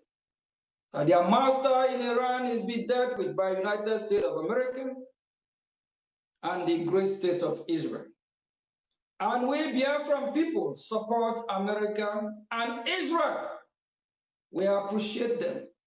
Why the northern part of Nigeria? They are there chanting death to America and Israel. We believe by now, America, the leader of the free world, we know that they already understand and they know which side to support. America have identified what will happen in Nigeria years ago. They predicted that in 2030, Nigeria will be disintegrated. That is in 3 years' time. The question, are we going to wait till 2030 before they kill us all? We will be fighting. We're able to get our total freedom this year, thanks to Jehovah God, and his son Jesus Christ, and the angels in heaven will rejoice. While we, the human Biafran people, and our allies will also rejoice. If we're able to achieve that next year, next 2 years, or the 2030, we also be glad. But we want our freedom today, tomorrow. We don't want to wait, because too many innocent Biafrans have been massacred every day. That is the reason why we will not be taking order from any of our leaders in the hands of the enemy. We love them, we respect them. Please, Biafra Republic government in Ezra will do everything within our reach to make sure that our leaders are free. Please don't let your heart be broken. Stand first and just keep supporting. Just like the rally that happened a few days ago, we participated 100%, also sponsoring. That is how a government runs. A government take care and be in charge of her citizens. So Biafra Republic government in Ezra, we have been demonstrating that, and we encourage every Biafrans to join hands together. Let's cherish this, our government, the government that America is speaking about, the government that the United States of America is willing, able, capable to work with. This is not time to destroy the government that have taken us to Washington. This is not time to dissolve or destroy this government. Rather, it's time to show seriousness, time to let America know that we have a government for the people, government that speaks for the people. Thank you very much. And with what is happening today, please, it's very important because our people back home, we need to be able to send them a message. We need to find a way we'll be able to get message across so that this message will be well delivered. I think I will come back later and talk to Biafrans about the importance of VOB, about the importance of information, what we need to do for them to be able to know what exactly going on, what direction to go. And it gladdens my heart today as well that I'm able to talk to Biafrans in the homeland in mass. Yes, they are coming along. They are now understanding what is happening and the way forward. Thank you very much. I will be joining shortly again. Thank you. Ndewo.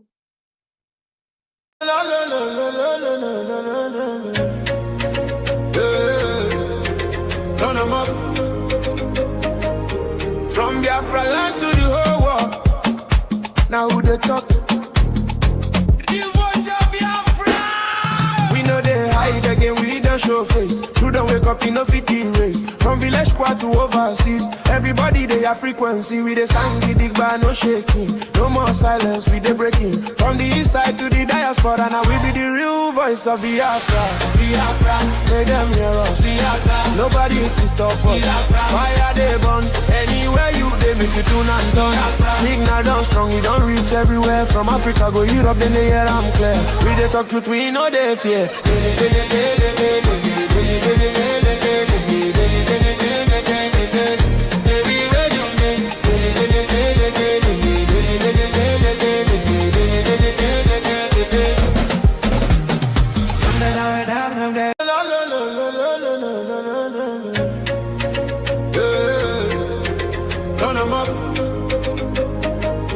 From Biafra land to the whole world.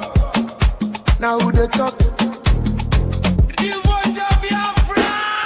We know they hide again, we don't show face. True don't wake up in no 50 race. From village squad to overseas, everybody they have frequency. We they stand the dig bar, no shaking. No more silence, we they breaking. From the east side to the diaspora, now we be the real voice of Biafra. Biafra, make them hear us. Biafra, nobody can stop us. Biafra, fire they burn. Anywhere you they make you tune and turn. Signal down strong, we don't reach everywhere. From Africa go Europe, then they hear I'm clear. We they talk truth, we know they fear.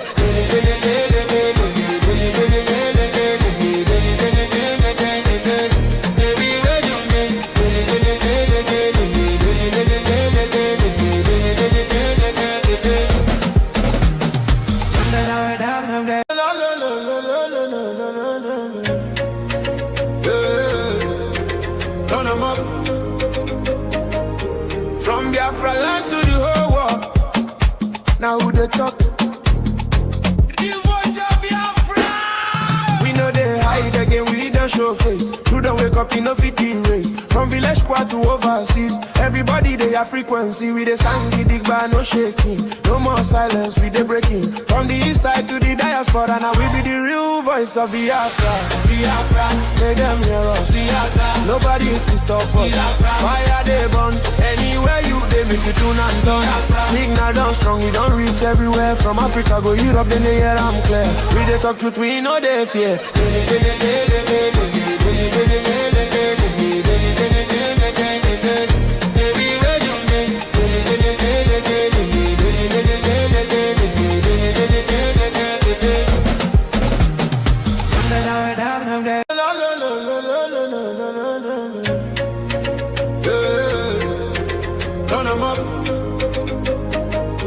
From Biafra land to the whole world.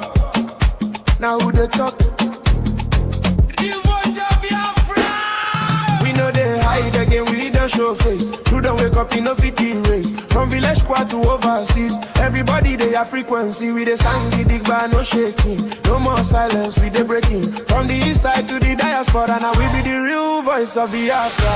Biafra, make them hear us. Biafra, nobody can stop us. Biafra, fire they burn. Anywhere you they make you tune and turn. Signal down strong, we don't reach everywhere. From Africa go Europe, then they hear I'm clear. We they talk truth, we know they fear.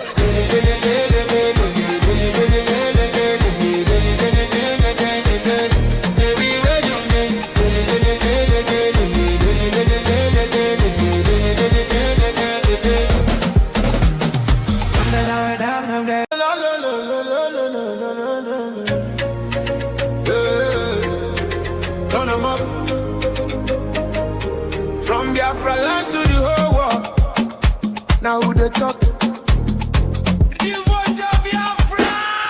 We know they hide again, we don't show face. True don't wake up in no 50 race. From village squad to overseas, everybody they have frequency. We they stand the dig bar, no shaking. No more silence, we they breaking. From the east side to the diaspora, now we be the real voice of Biafra.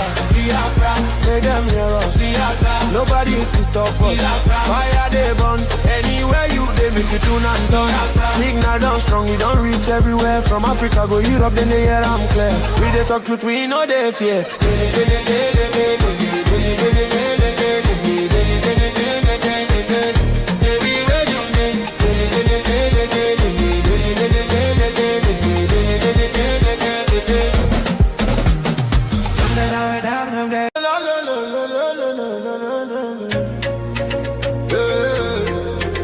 turn 'em up. From Biafra land to the whole world. Now who they talk? The voice of Biafra. We know they hide again, we don't show face. True don't wake up in no 50 race. From village squad to overseas, everybody they have frequency. We they stand the dig bar, no shaking. No more silence, we they breaking. From the east side to the diaspora, now we be the real voice of Biafra. Biafra, make them hear us. Biafra, nobody can stop us. Biafra, fire they burn. Anywhere you they make you tune and done. Signal down strong, we don't reach everywhere. From Africa go Europe, then they hear I'm clear. We they talk truth, we know they fear.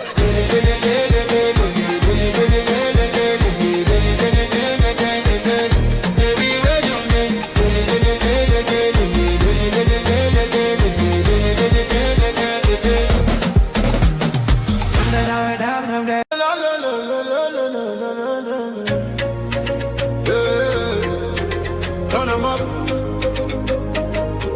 From Biafra land to the whole world. Now who they talk? The voice of Biafra. We know they hide again, we don't show face. True don't wake up in no 50 race. From village squad to overseas, everybody they have frequency. We they stand the dig bar, no shaking. No more silence, we they breaking. From the east side to the diaspora, now we be the real voice of Biafra. Biafra, make them hear us. Biafra, nobody can stop us. Biafra, fire they burn. Anywhere you they make you tune and done. Signal down strong, we don't reach everywhere. From Africa go Europe, then they hear I'm clear. We they talk truth, we know they fear.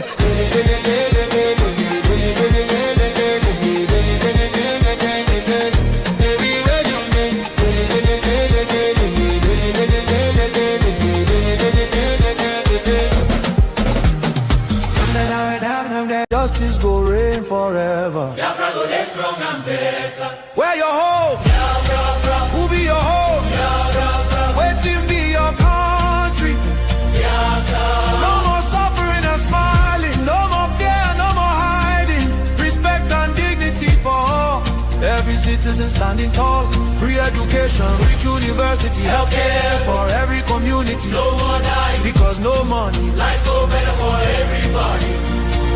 Biafra now our only hope. Biafra now our only hope. Stand up now, make we claim our Biafra now our destination. women go deliver safe for hospital. Citizen go get support every month. Better roads go connect every city. Modern railways and airport.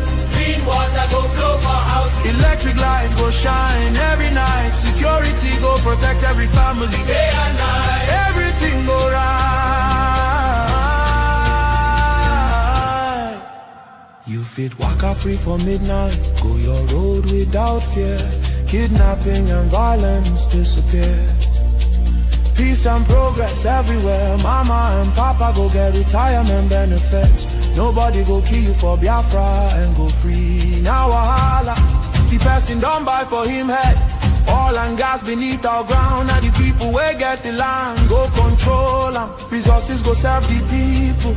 Prosperity go spread for all. Anything we there for our land. Now our citizens go manage them. Development go reach every corner. Nobody go suffer again. No vote buying, No rigging game. Election fair and play. One woman, one vote. one man, one vote. Your voice go matter every day. Biafra now our only hope. Biafra now our only hope. Hope for today. Hope for tomorrow. No more pain, no more sorrow.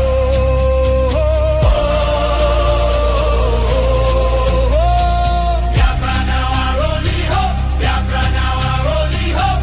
Hope for today. Hope for Hope for tomorrow. No more pain, no more sorrow. Biafra.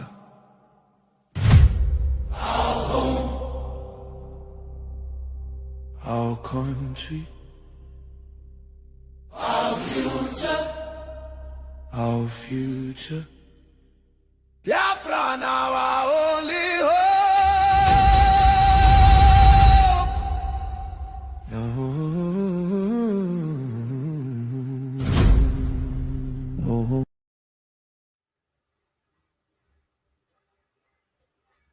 Greeting, fellow Biafrans and our allies and viewers all over the world. Good afternoon from here. With me, I have our lobbies, Elias, Washington, and Madison. So he's going to give us a brief update of our activity lately in Washington, D.C., and we might have some few minutes for interruption. Then after that, we call it a day. And I also want to remind Biafra that this is Voice of Biafra, because for so long our voice.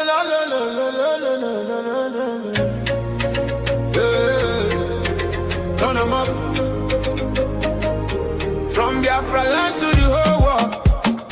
Now who they talk? The Voice of Biafra.